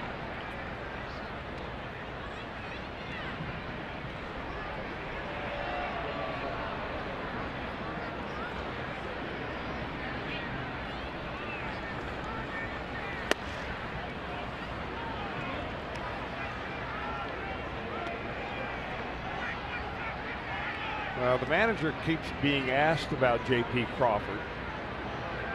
How long you're going to stick with him? What, do you still have confidence in him? Meanwhile, Crawford, continuing to try to work, shorten the swing a little bit, and hit the first one very hard to left field. This one popped straight up.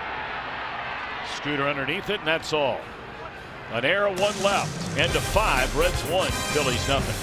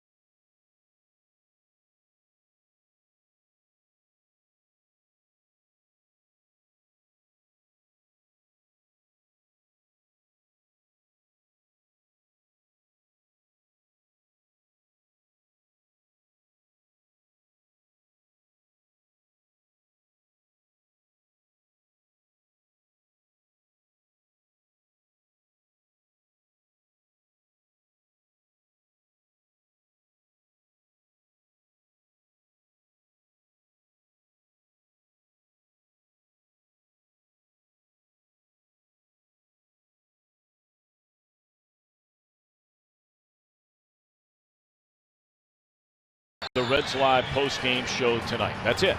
You can get a view-level seat for any of the 4 games with the Cardinals coming to town beginning the day after tomorrow for $10. $10. Go to Reds.com/FSOhio, FSOHIO to buy your tickets. Been a good one so far. Reds in front, 1-0. Both starters have been excellent. Bailey, 5 innings of no-hit shutout baseball without a walk. He's hit a batter. Nola's allowed 3 hits, but walks. Nola has walked the speediest runner in baseball twice. Billy Hamilton's 2 stolen bases in the game tonight. And twice with 2 outs and nobody on. That's right. And it came back to bite him the second time he did it, which was in the 5th inning because Jesse Winker knocked in Hamilton for the game's only run. Votto, meanwhile, has bounced into a double play and hit a ground ball to second. And he'll hit a 3rd straight ground ball to second. Votto still without an extra base hit to begin this season. And here we are tonight, the 10th game into the season. Compared to what Votto did last night, I mean, everything that came off his bat last night was a rocket. I think there are a lot of pitchers in the league that will be dialing up Aaron Nola and saying, what is your secret? Because all he has had Votto do tonight is hit the ball right into the ground. Jeanette is lined to left and he's singled to center. Strike 1. You know, a lot of it, I think, for Nola is the fact that you see how much that ball runs. I mean, it's just, and maybe it just fools Votto's eye. Votto can pretty much negotiate anything that is straight and most every conventional breaking ball. When you get a pitch that runs a little bit extra and sinks the way that Nola's fastball does, that's where the weapon is.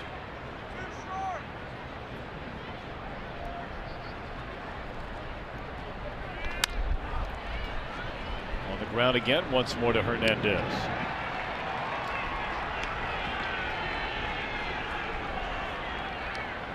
Nola tonight has only had 1 perfect inning. And that was in inning number 2 when he went through Jeanette, Duvall, and Barnhart. Walked 2 batters with 2 outs in the 3rd, allowed a single in the 4th after a single in the 1st. And then he had the 2-out walk to Hamilton and allowed the run-scoring single to Winker. But now 2/3 of the way home, and he'll turn his attention to the Reds left fielder Adam Duvall, who was struck out looking and popped up to short left field. First pitch breaking ball and a good one. Nola due to lead off the bottom of the 6th inning.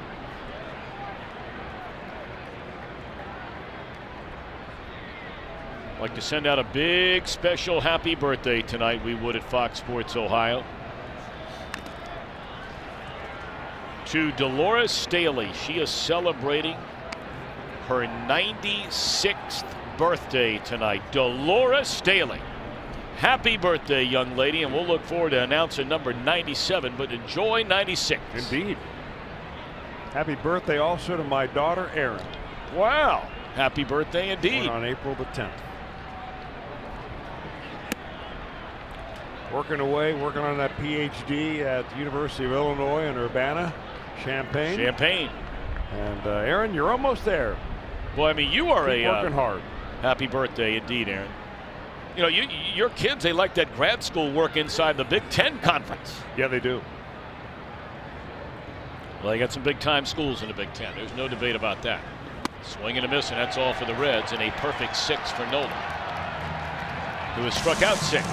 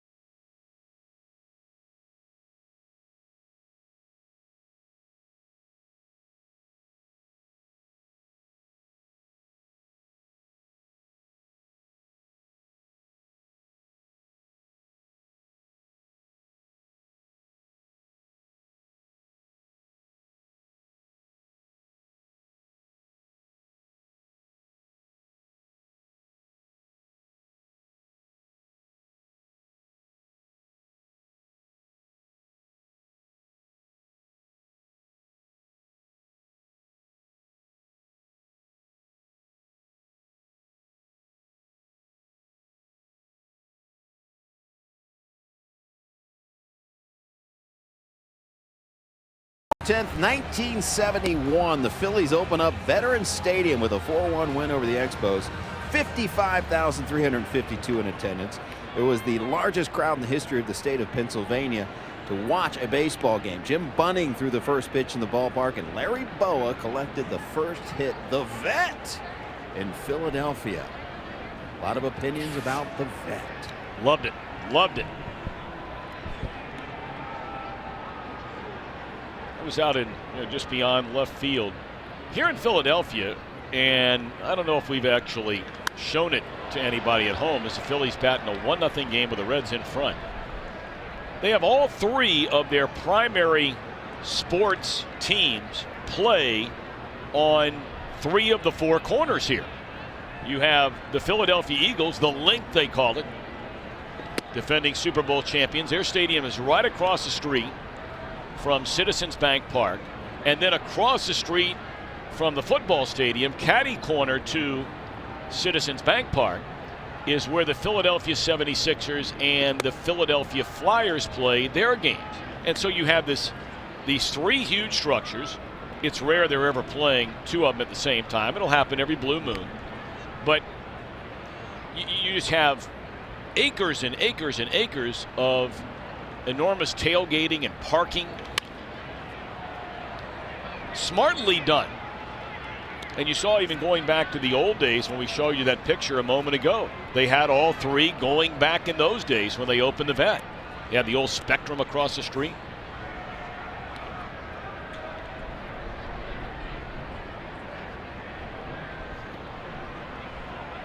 Two and two to count to the pitcher, Nola.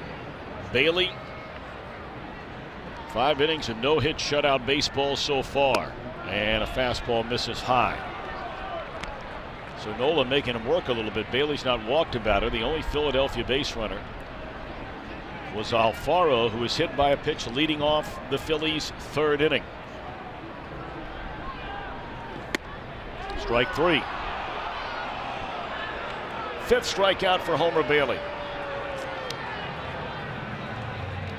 Now Bailey's on form tonight. This looks a lot more like what he had on opening day, even better. Right at the top of the strike zone with pitch number 6 there, and a 1-0 ball game. Every one of these batters important. All right, so here we go now, beginning a 3rd trip through the batting order for Bailey. It's a leadoff man, Hernandez, who was struck out twice. He had a lengthy at bat, though, his last time up, a 10-pitch at bat, before finally swinging and missing.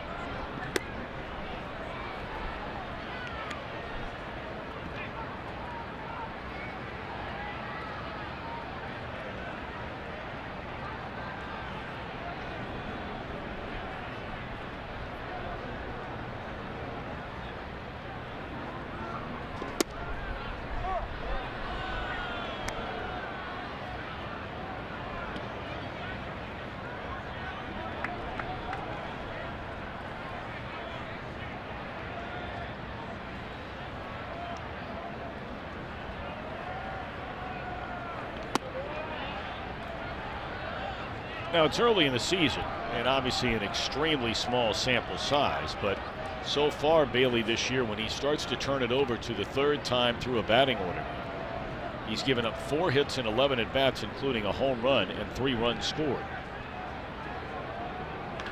And that ball is ripped into right field, and that's the first Philadelphia hit tonight. A 1-out single by Hernandez in the 6th.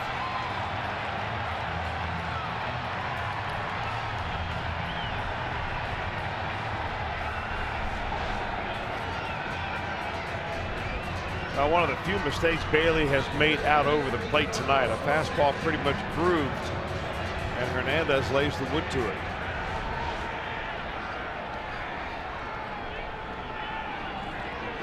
Hernandez a threat, nowhere near the threat of Hamilton as a base stealer. He does have 2 so far this year in 3 attempts.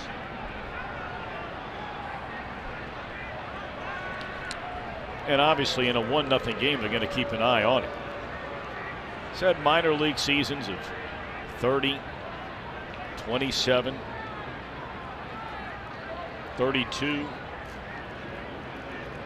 His last 3 years in the major leagues, 19, 17, 15 in successive years.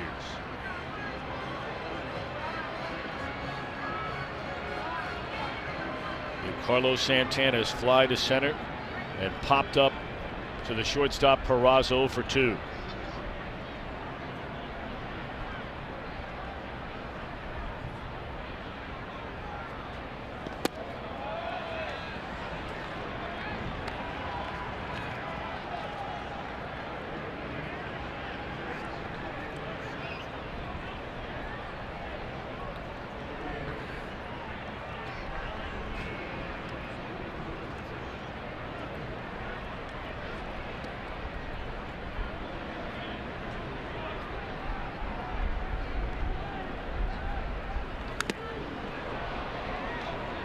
Pitch fouled off by Santana.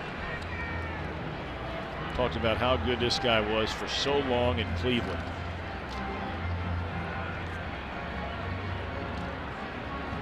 You know, a lot of fans, they felt like there was, you know, always something more they were demanding from Santana. He'd hit you anywhere from 23 to 34 home runs. That was his high a couple of years ago. Every year he's knocking in 80, 85, 85, 87. Good on base percentage. He was a guy who draws a ton of walks. Yeah, he walks nearly as much as he strikes out.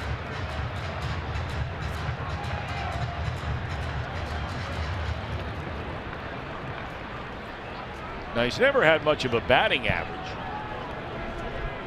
He's hit .259 each of the last 2 years, but a career .249 batter.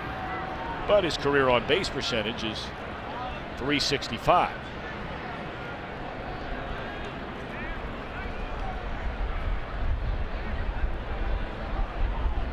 Two and two, Bailey to Santana. 1 out, 1 on, 1-0 Reds lead in the 6th. Breaking ball in the dirt. Well, because Santana does not swing and a lot of bad pitches, draws a lot of walks. There's the last 3 years in some of the big categories for Carlos Santana.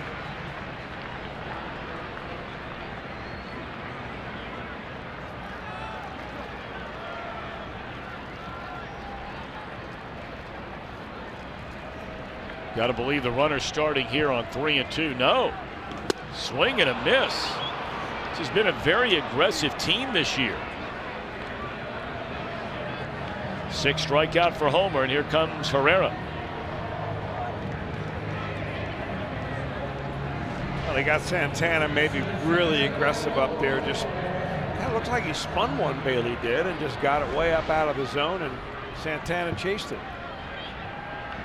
Yeah, you know, it's funny sometimes you say that a guy walks almost as much as he strikes out, but that can also mean a lot of strikeouts when you're a guy who walks a lot. And Santana's striking out on average well over 100 times per year, but he's walking nearly that many times a year.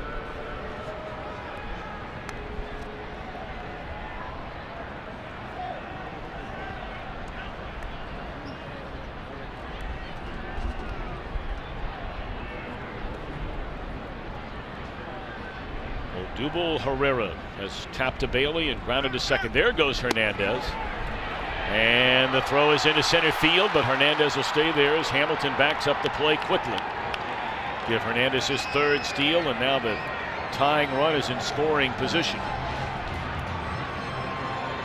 Well, evidently waiting for a breaking ball to go on, but he gets a fastball. In fact, that was a good pitch for Tucker Barnhart to receive and then throw. The ball just got away from him a little bit. It's only the 2nd time in the game the Phillies have had a runner get into scoring position. The other was Alfaro, who was hit by a pitch in the 3rd, and they bunted him there. But a 1-out single by Hernandez and a stolen base. Herrera waiting on a 1-0 pitch and looks at a fastball right down the middle center cut.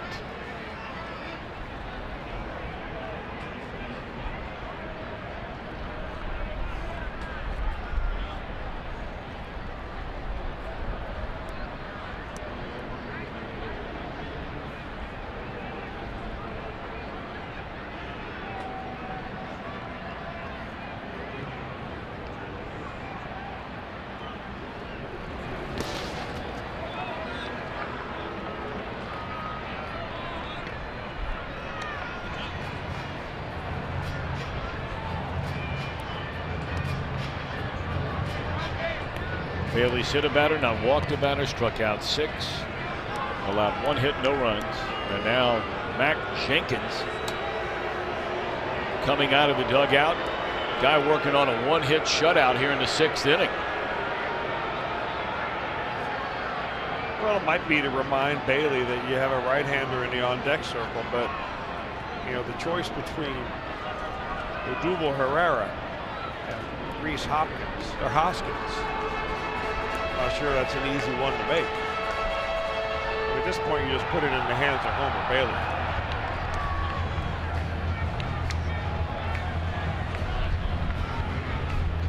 And now just getting warmed up is Jared Hughes, a big right-hander. As Bailey is set to throw just his 84th pitch of the game. Bailey's never really been one of those guys you ever worried about in regard to pitch count, except for when he was first coming back from the 3 surgeries. But he's proven he's healthy now, and this guy's a big, strong guy. And he's had an easy night of it. I mean, he's made himself have an easy night of it, I should say. Hasn't had a lot of stressful innings. Very few base runners. Only the 3rd of the night. He's on second base right now.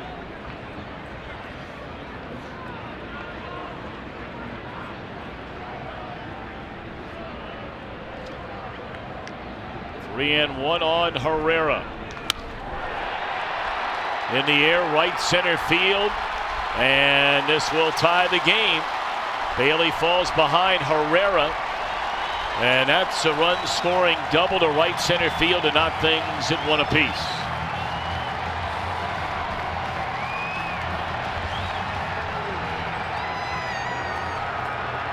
Interesting ball game, really.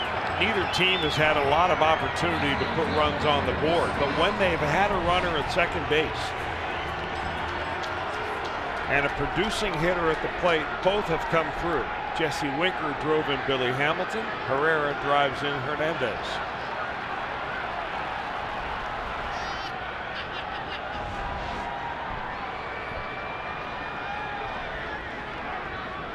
Phillies did not have a hit until this 6th inning. Now they have 2, producing a run. And you better be careful here. Hoskins 0 for 2 in the game. First pitch swinging, lifts one over near the Philadelphia first base side dugout and in amongst the fans. Dozen rows or so. You know, we have seen evidence, though, in this inning, and it really started with the pitcher. I mean, the pitcher went to a full count leading off this at-bat, where Bailey has had the ball a lot more up in the zone and a lot more in the middle part of the plate in this inning than we've seen all night. And this is already, a moment ago, the 3rd full count over the last 4 batters by Homer Bailey. Certainly not a guy you want to make a mistake who in the box right now.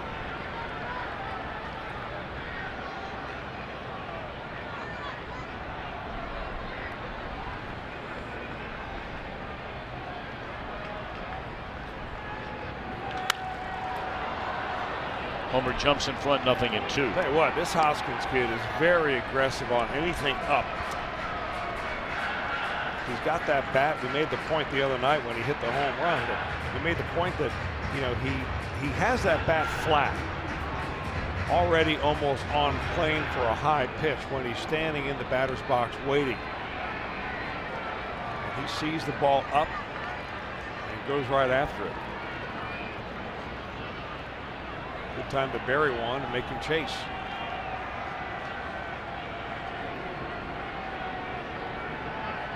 Here comes the splitter.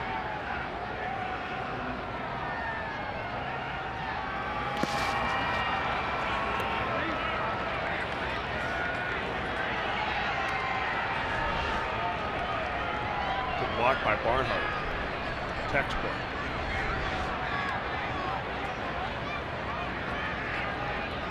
Herrera comes through with a 2-out run scoring double, just like Winker did with a 2-out run scoring single in the Reds' 5th.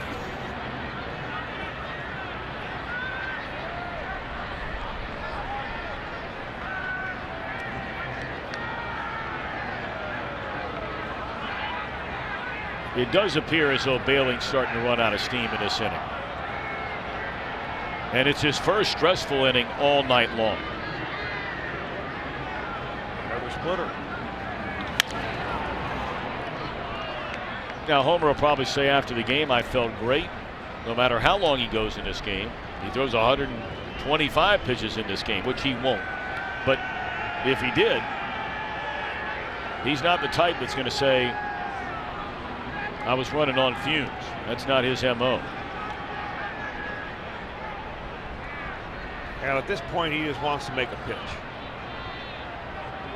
Get his team out of the cold and into the dugout.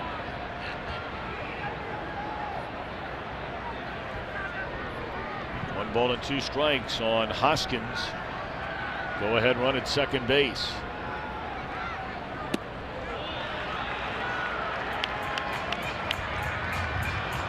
Yeah, due to that wind, Jim Day came up here and made the comment that this is as cold a night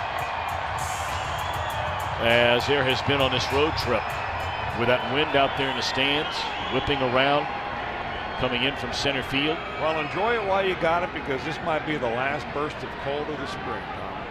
They're expecting 80s here this weekend in Philadelphia, 70s back home in Cincinnati, so you'll be able to hang up that coat for good. I'm not buying that for a second, because we're still going to Minnesota.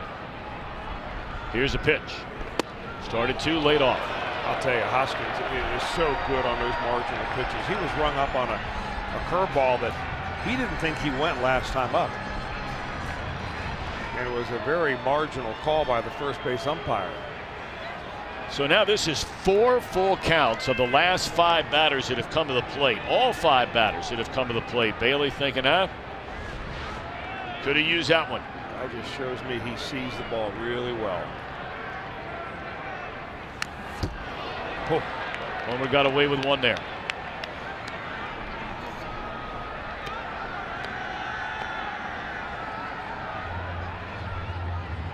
The Phillies got both Hoskins and Aaron Nola in the same draft in 2014. Hoskins' 5th round pick. Nola was their top pick.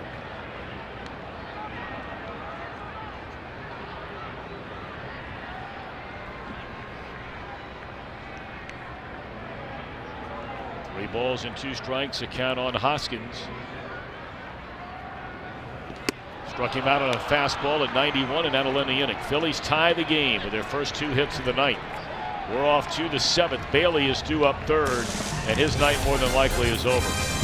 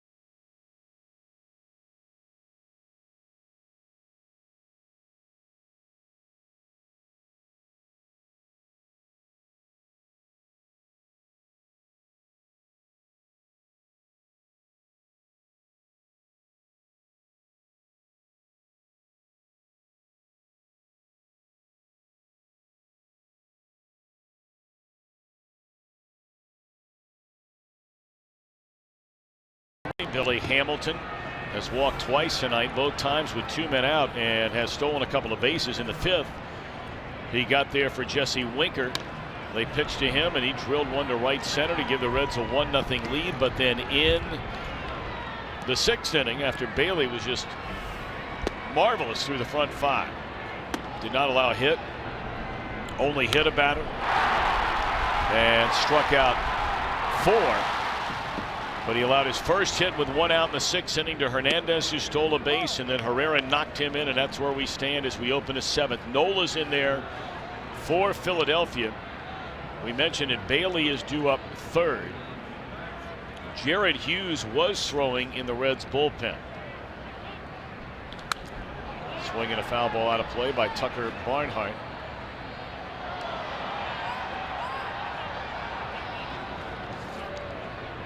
Well, Nola's only thrown 80 pitches on the night. 93 for Bailey, on the other hand. Due up 3rd, you're probably right. The Reds will probably send up a pinch hitter.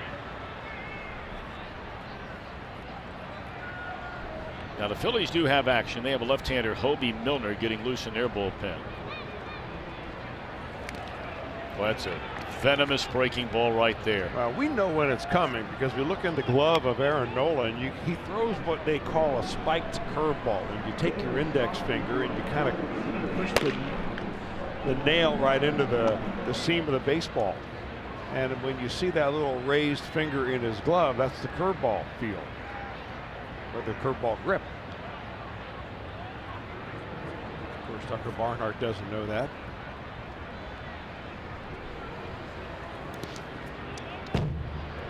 One ball and 2 strikes to Tucker. 3 walks in the game, 6 strikeouts, 3 hits, and 1 run surrendered by this Philadelphia young right-hander who is trying to work his way. He was opening day starter. Of course, they had signed Jake Arrieta late, but based on the year that Nola had last year, especially the second half, they were going to make him a #1 starter no matter what. Now, Arrieta, he's won a Cy Young. He's got the long-term track record, and if he gets into pitching condition, he was signed so late. He made a minor league start, made his Phillies debut the day before the Reds got here, threw 75 pitches. They got him out of the game. That could be a potent 1-2 combination. It certainly would. Hit hard into left. Tell you, Hoskins has done a pretty good job out there for a guy who's been a first baseman. It's his first year as an outfielder. All right, let's see what's going on around baseball and check in with Brian Giesenslaw. Gies?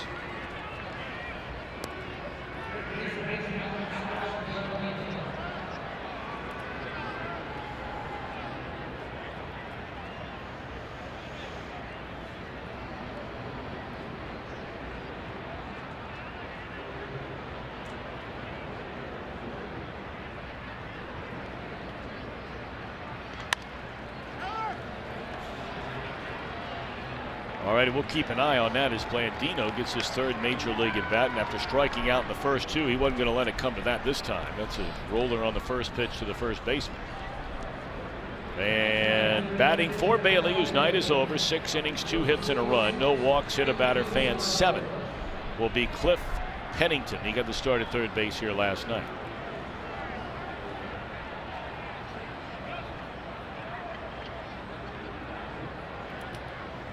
One our score. We are in the top of the 7th inning, and the Reds will go to their bullpen for the first time tonight.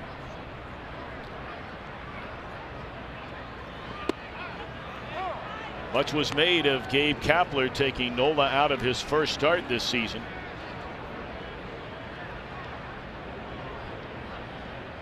He had gone 5 1/3 innings, allowed 3 hits and only 1 run. Very, very low pitch count. He took him out of the game. And then the Philadelphia bullpen just completely melted down in an 8-5 loss. And when the Phillies came back home,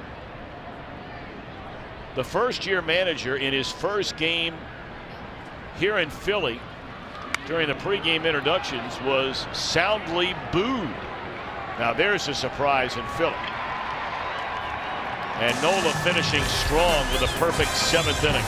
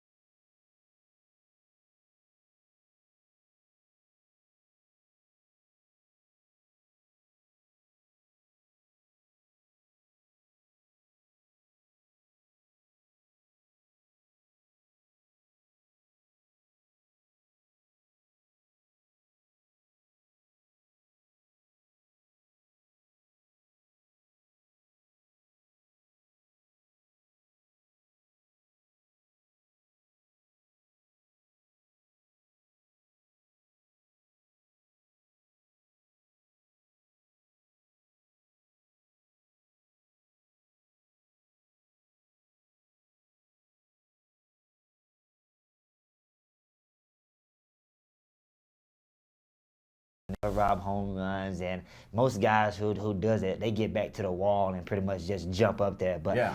I like the way I timed it. Like this is stuff we work on. Like Yeah, you in adjusted batting your practice. steps. Yeah, I knew the wall was coming up, but I knew what I had to do to get up there and be on time and not sit there too early. And yeah, That's your favorite that's catch? my favorite catch. Yeah, it had been one of my favorite catches. And you can watch Billy's full reaction and analysis of his top 5 catches and plays. It's the premiere of Reds Weekly tomorrow. Before Reds Live, it's presented by Miami Valley Gaming. Wednesday, 6 o'clock. Fox Sports Ohio, streaming on Fox Sports Go. I tell you what, you know, there are very few guys in professional sports that I've heard interviewed or watched because, you know, you love seeing the facial reactions even with Billy. He is just priceless television. I mean, he's so genuine and he just lays it all right out there, and he talks a mile a minute. You know, Jim, as Jared Hughes comes into the game 1-1 here in the bottom of the 7th inning, Chris was wondering, was that Billy talking or was that you imitating Billy Hamilton? No, that was Billy talking. Just got to outrun the ball, man. Outrun the ball.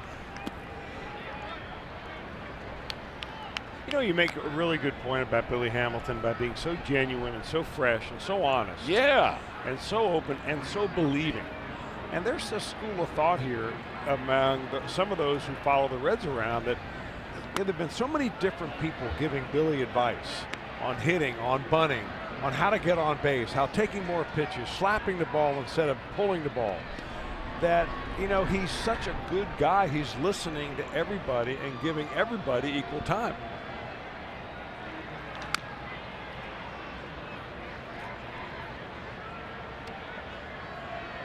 But he's been the difference in the game for the offense for the Reds tonight. Jared Hughes, 5 games so far. That sinker has been good. Hughes worked an inning here last night. He gave up a hit and a walk, but no runs. Nick Williams was the hero here last night with a pinch hit home run. And he hits this ball away from Duvall, who can't get it. And coming into second base, sliding with a leadoff double, is Nick Williams.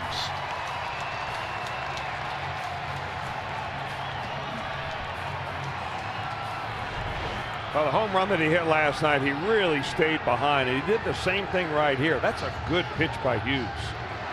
A little bit elevated, maybe thigh high, but certainly on the outer part of the plate or off the plate. Nice play by Duvall, but Williams is just too quick.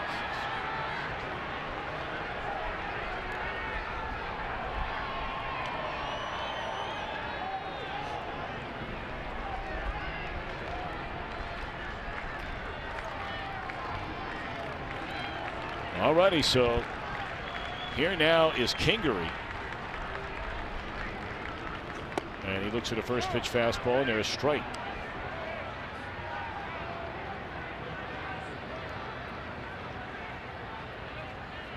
This is their big guy. I mean, you know, we talked about it last night. He would be their Senzel. It's his first couple of weeks in the major leagues. See if he can get the ball to the right side. And, you know, these are the little things you can learn about a player. You know, guys like Kingery anymore, the way baseball is going, they're not asking guys to do a lot of the little things anymore, even going all the way back to high school. You've talked about those showcase events. There's no sacrificing runners over and stuff like that. So you can learn a lot about even a stud prospect in situations like this. Okay, he's behind 0-2 now. All right, is he going to find a way now to do whatever he can to move that runner along? Clearly he wants to drive him in. Everybody knows that. But, you know, the chances of that happening on 0-2 are pretty slim. Now, it's not easy against Jared Hughes. Right on right, he just buries that sinker down and in, and that's almost an impossible pitch to try to hit the other way. If he really wants to move the runner over, you bunt him, but bunting is not in the analytics vocabulary.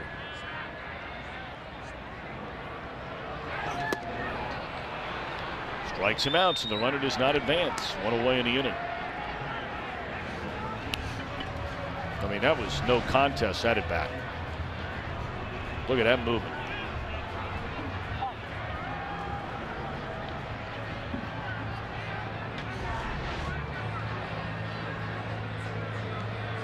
All right, so it looks like they're going to bat for Alfaro.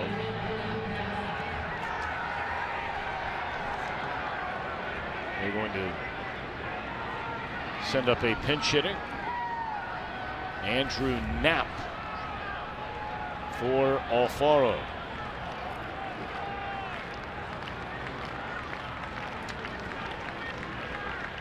Alfaro's been on base twice in the game tonight. Been hit by a pitch and hit the ball hard. Reached on a throwing error by Blandino down at third.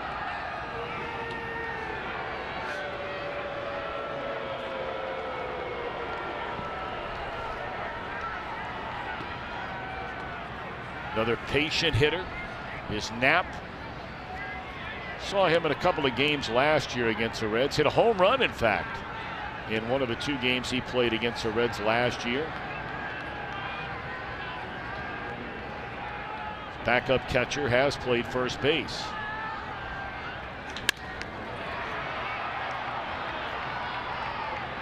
So the runner now stands at third, but 2 outs in the inning, and here comes J.P. Crawford. Now, the person who is open-minded, that's what I would call it, that's open-minded to some sabermetrics and the theories and the information behind that, but also at the same time is open to the idea in a 1-1 game in the 7th that maybe you bunt the runner over. If they did with Kingery and he did it successfully, that ground ball gives him a 2-1 lead. I agree 100%, and I think it also has something to do, and this is where the numbers and the human being part of it separate. That you want to put your players, especially your young players, into situations where they can succeed. And the matchup of trying to have Kingery hit the ball opposite field against Jared Hughes is almost impossible. So if you have him bunt, he can come back to the dugout and get a lot of high fives just for laying down a bunt. I think he asked him to do the impossible right there, and he couldn't do it. And that's why it almost becomes offensive sometimes at the way some of the sabermetricians talk and way some of the baseball people talk about sabermetrics. There is such a thing as being open-minded to a little bit of each. Situations will dictate. You ask any baseball player, a pitcher, a catcher, a hitter, a manager, certain situations. Talk to football coaches, down and distance, all those kinds of things. It's all about situations that will make your decisions easier to make rather than just making them all under one huge blanket.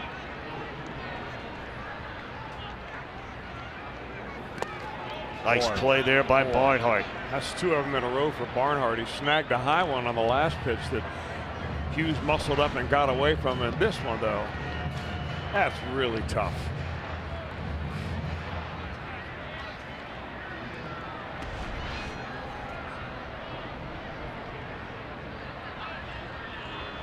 All right, 2-2 now on Crawford, 0 for 2 in the game. And a base hit into right field will knock in the go-ahead run. Well, what do we know?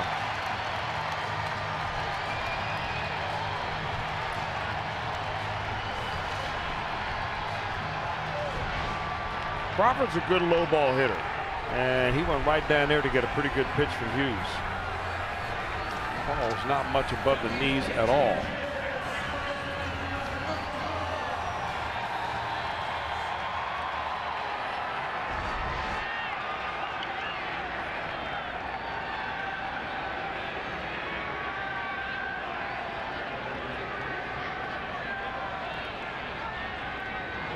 I'm not surprised at all, and Chris, I know you're not either, because you and I were talking about this before, that unless the Phillies got in a situation where they had runners at second and third, 2 outs, something like that in this inning to try and take the lead, neither you nor I were going to take Noel out of this game.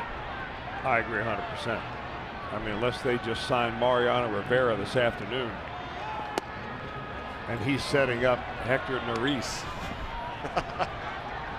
Noel is my man in the next inning.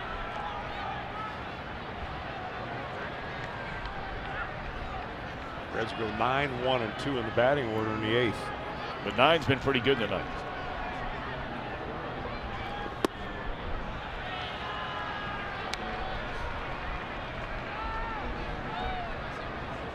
Nola's not a guy that's just up there hacking. He looks like he's actually got a pretty decent eye at the plate. He put down a sacrifice his first time up.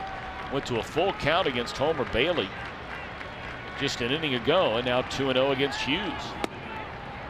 Fastball at the knees, 2-1. Milwaukee again in front of St. Louis, 1-0 in the fourth. Mets and Marlins 4-4 in the seventh. Nationals shutting out Atlanta 4-0 in the eighth.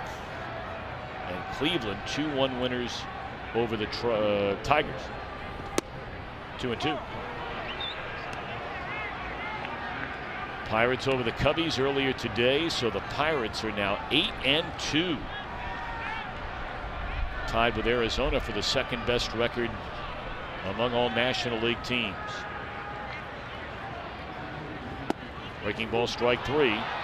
But Hughes gives up the tie-breaking run on a 2-out single to Crawford. Getting started with a double by Williams. Reds down a run. We go to the eighth.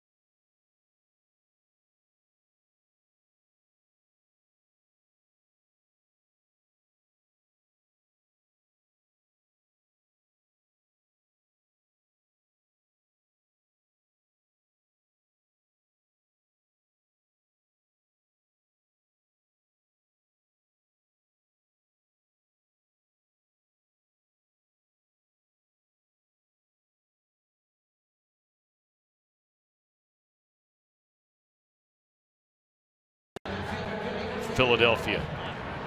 We used to stay right next to there. We don't anymore. First time I got a cab ride in here, Tom, as a Padre player, long time ago. Cabbie took me around there and said, "You don't want to go in there? That's where all the crooks are." Oh, really? I said, "Yeah, first time to Philly." I said, "Where is that? What is that?" He said, "That's City Hall." Well, he ain't lying.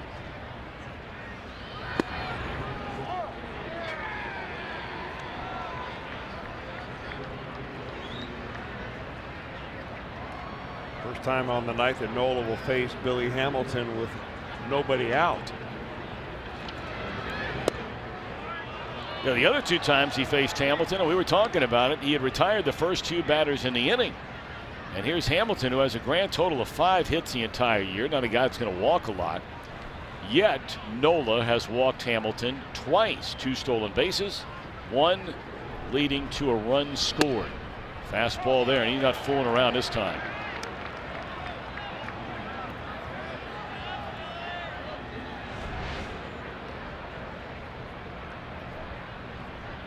It's right there on the edge. Called a strike. Hamilton not sure. Billy got to find a way to get aboard here. Reds have 6 outs to play with. They're only down a run.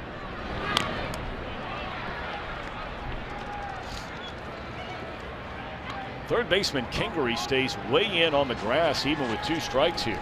He's done that all night long with Billy up there. I mean, They just want to discourage him from getting on base, at least via the bunt to the left side.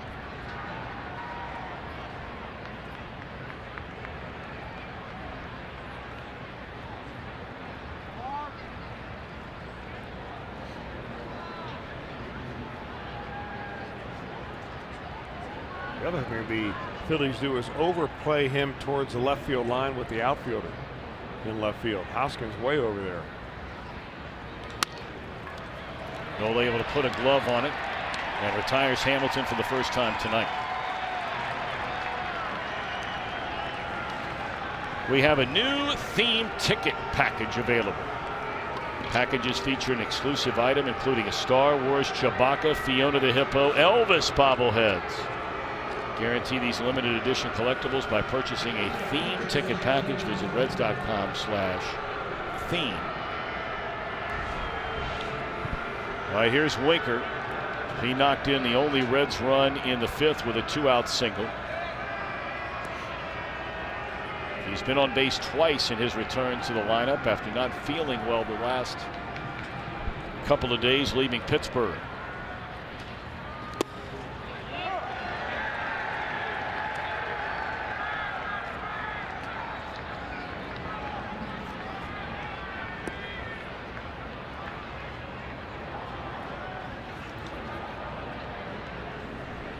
Phillies have action in their bullpen.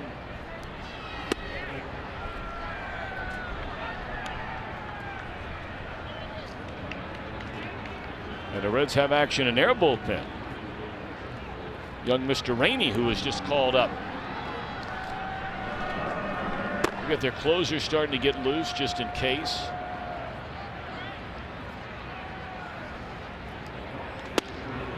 Well, that's a perfect pitch by Nola. You're really getting an idea of what this guy is all about. You know, right now, you may call him like a generic version of Greg Maddux. I mean, he may get a lot better. He's only 24 years old, but he's got the tools. And everything moves. So if you have everything that moves, and then you can start to control those pitches, you know, you're on your way. And then, you know, to get the Maddux stratosphere, you have to start thinking 3 pitches ahead.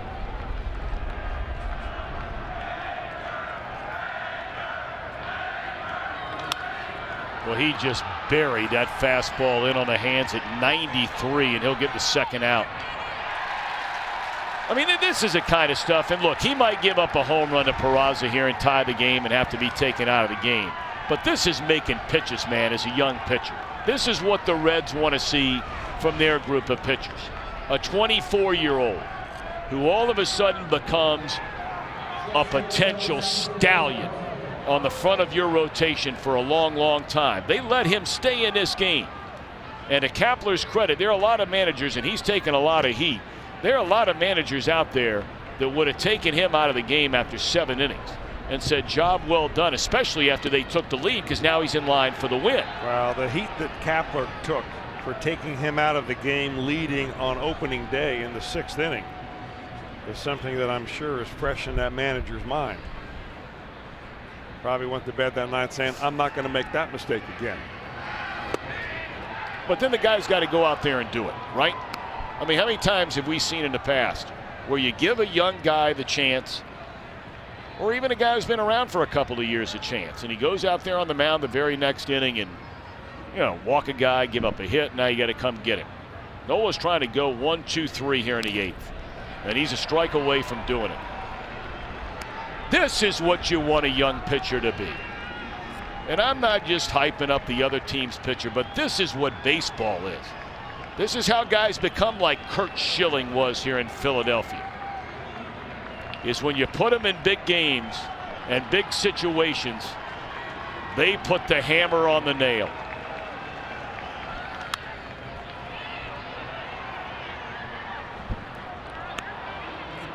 Well, you're talking about a former Philly there in Curt Schilling. Well, that's where he really turned the corner. He came up originally with Houston, and, you know, he was a mess, and he admitted it. He came here under Johnny Padres, a pitching coach. And he was just laying the groundwork for what would come in Arizona and Boston. Who wants this one? And that is called hammer meeting nail. Nola, a dominant 8th inning.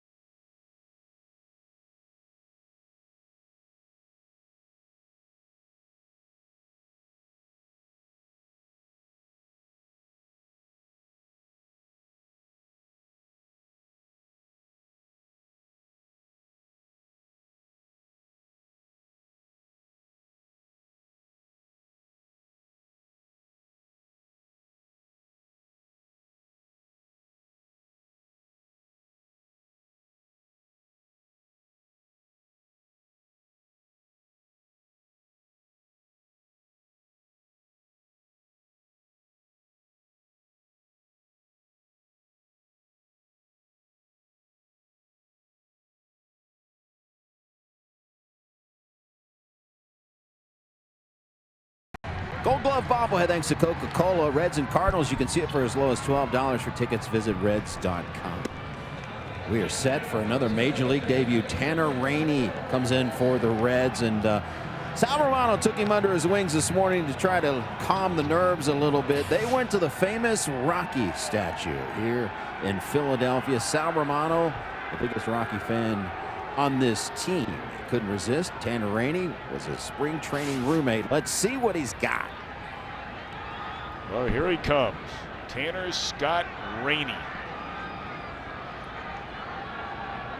Second round pick in 2015 by the Reds. This young man only has, what, 17 innings above A ball in his professional career. He only had 2 innings of AAA ball. That's what he did last year when he was in AA Pensacola over 17 games. I think it was about that many. It was 14 games with Pensacola, but that was just there. Look at those numbers, 1.5, and he was a closer down there. 27 strikeouts in 17 innings. He did walk 11, so that tells you, that's still something he's trying to fine-tune. He had already made 2 appearances at Louisville this year, had struck out 5 in 2 innings and walked only 1. That was his AAA debut. And here he is now making his Major League debut, and he's gone to 3-0. And there's his first strike as a big leaguer at 96 miles per hour. Throwing it hard is not the problem. Throwing it where you want to has been somewhat challenging for him from time to time.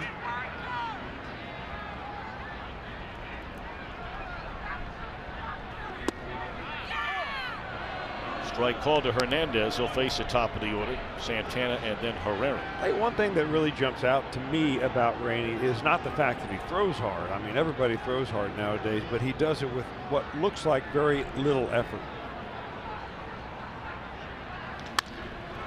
On the ground, how about that? Comes all the way back from down 3-0 in the count and gets the out.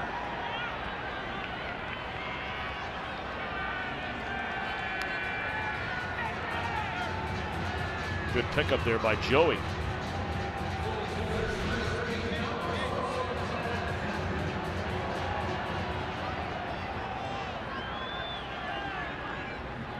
Jared Hughes right now the pitcher of record for the Reds. He goes 1 inning, allows 2 hits, strikes out 2, but gives up a run.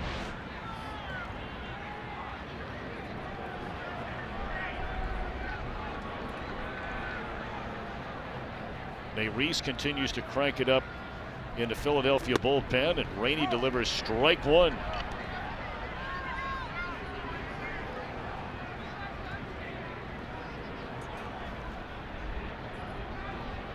Drafted out of the University of West Alabama, started his collegiate career in Hammond, Louisiana at Southeastern Louisiana University. And he was raised in Louisiana.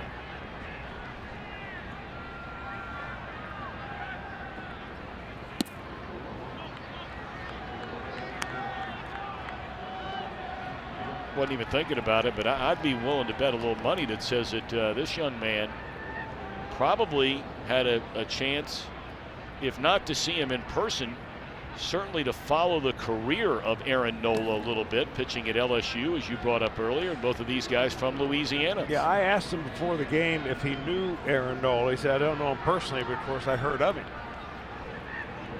Nola was a first-round pick at LSU, and that's big news down in Cajun country. Better believe it.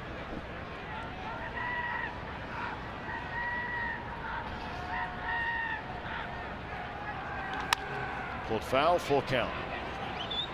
Back-to-back full counts for young Mr. Rainey, and this is his big league debut tonight.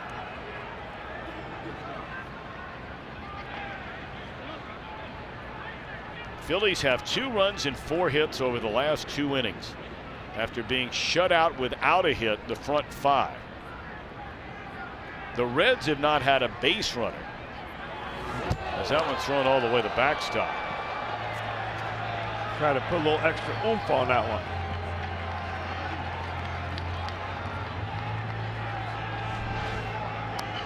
That's a Ricky Vaughn-esque.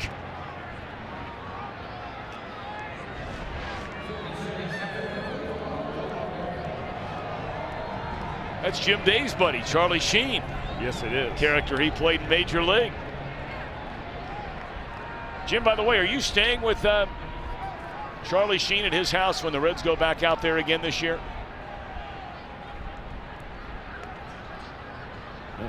Do not know, Tom. You don't know? Okay. I think he's inviting the Brennemans over. No, you're the, I mean, you know, well, you're the guy that would set it all up. In the air, right center, Billy trying to go get it and cannot get it. On his way to third and being held there is Santana on a double by Herrera. Last time he doubled in the Phillies' first run of the game.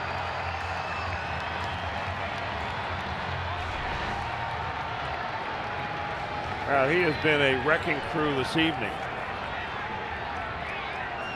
Almost an identical shot that he hit in the gap to drive in the run to put the Phillies ahead, or to tie the Phillies, or tie the game up in the 6th inning.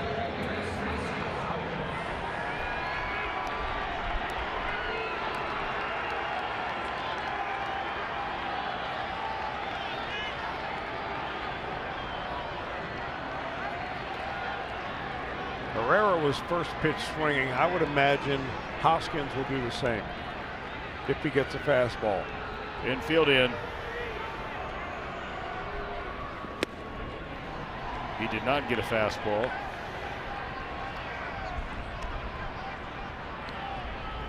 So young Mr. Rainey coming right into the fire in his major league debut.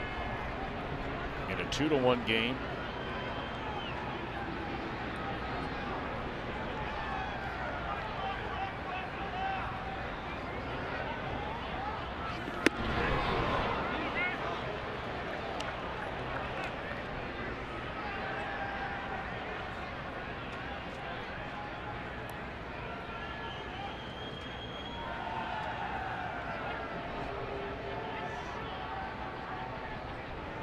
One ball and 1 strike. Hoskins hitless in 3 at-bats. He struck out each of his last 2 times. Ooh, pretty good pitch right there. That's a really good pitch. You know, in order to have a good breaking ball, you need arm speed. Rainey does not lack that.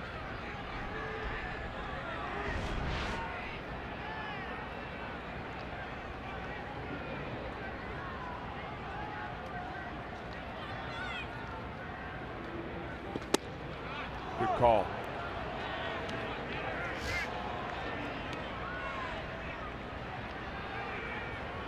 You can see those last two pitches. There's more to Tanner Rainey than just the heat. Those are two really good pitches. Let's see if he can put Hoskins away with a slider here. Fastball, slider, changeup in that order. Yes, wow. He did. How about that? That is some big time pitching for young Mr. Rainey. He has one more out to go. All right, this is going to be our Miller Lite hold true moment. First career strikeout. Walk us through this. How about slider, slider, and see you later. Hoskins knew it. Well, they're going to intentionally walk Williams. And this is the move that you can debate or not, because it's very difficult sometimes to put a young pitcher who's had a history of some, he's a hard thrower, so these guys don't come up control specialists. Now you walk the bases loaded and there's no way to put him. And Kingery has somewhat of a small strike zone.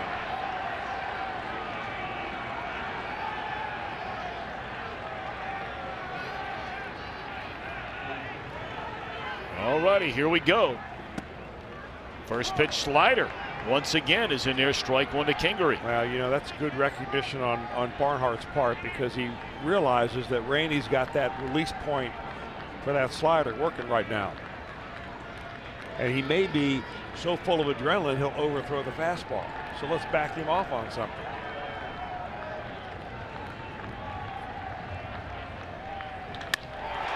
Or he might hit it in the seats for a grand slam.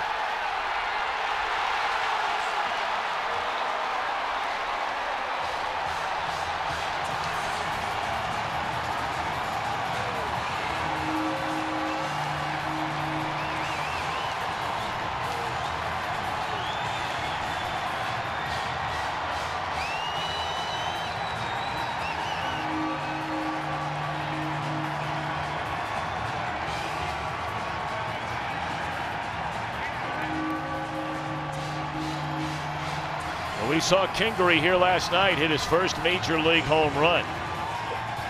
And now he's hit his first major league grand slam.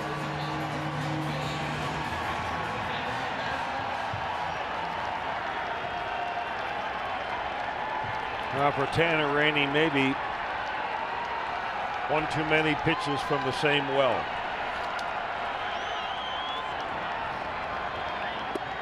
You throw a fastball 96, 97 miles an hour, and obviously you want to see what else this young man has, and we did in that at bat before.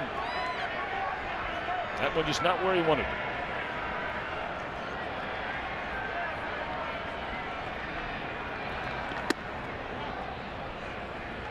That's too bad. But there'll be other days for Tanner Rainey. There will be indeed.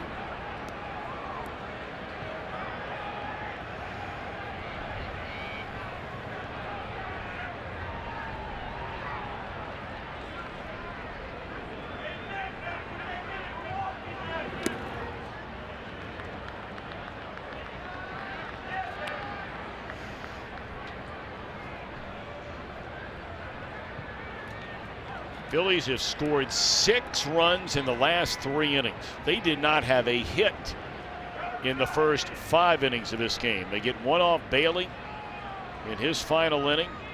They get one off Hughes to take the lead. And now they get a 2-out grand slam. The first in the career of Kingery. Just a hanging breaking ball. And he did not miss it.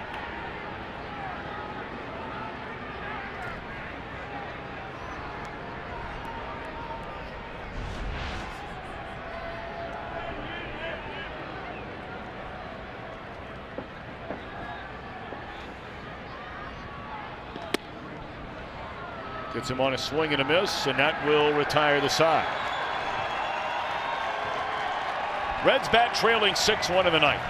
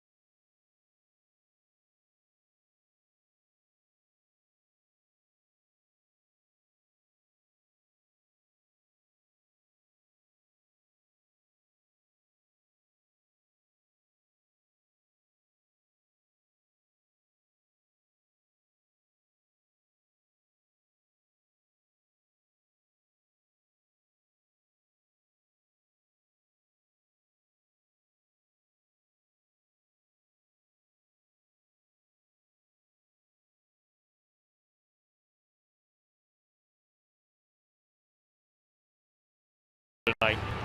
Fox Sports Ohio with this incredible ticket offer for the upcoming Cardinal series, which begins on Thursday night.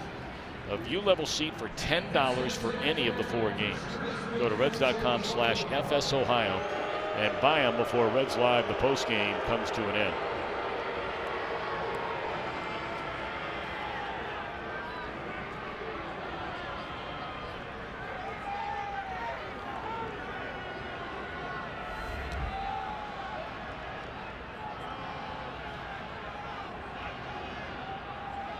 So now they're going to go with the left-hander Hobie Milner, clearly after the grand slam. This is no longer a save situation.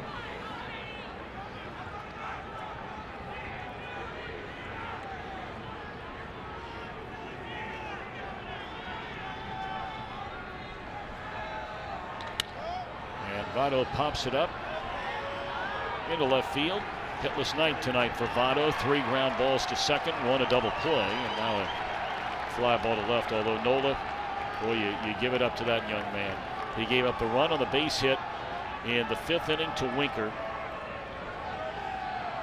And we talked about hammer to nail.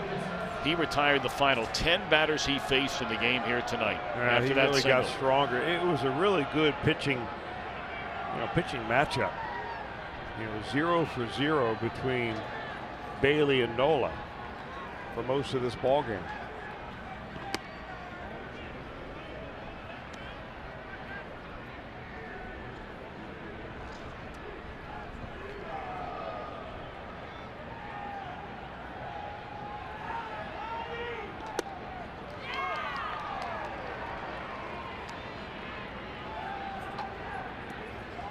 Barring a miracle comeback, the Reds will slip to 1-5 on this trip. And it will be another series loss anyway here in Philadelphia. This place has been a house of horrors for the Reds for a long, long time.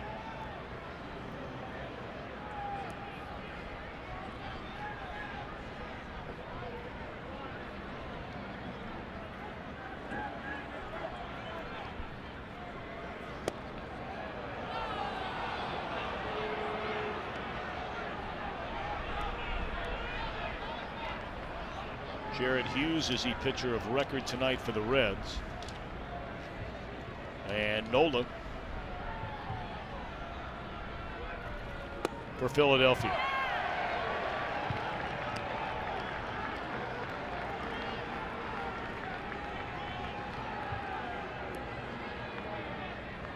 Three and 2 on Scooter Gennett. Duvall would be next.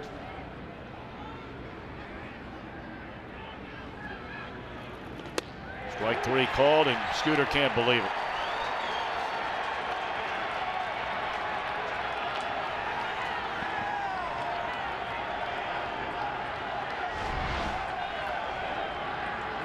Pitch number 6 is the one he's rung up on.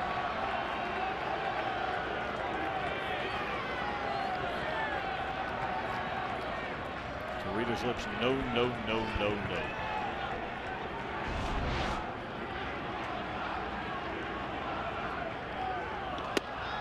So the Reds down to their final out.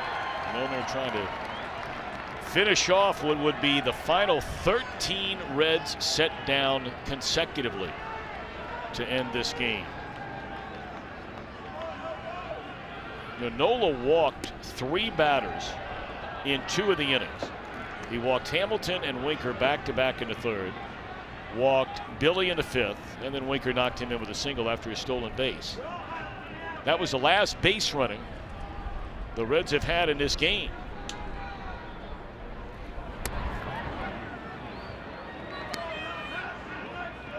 And I'm not even sure a ball has been even hit with any kind of authority off Nola over his final 3 1/3 innings. He was dealing tonight.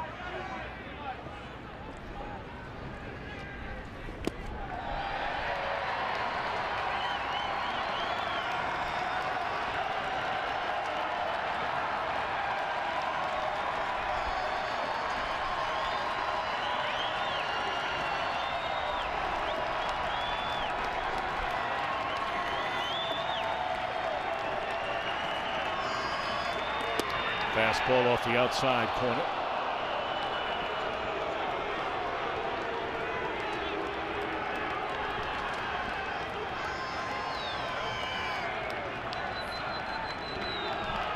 3-2 on Adam Duvall.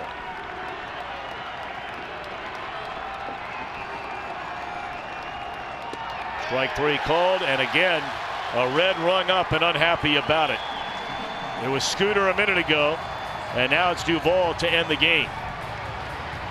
You be the judge. Well, again, pitch number 6.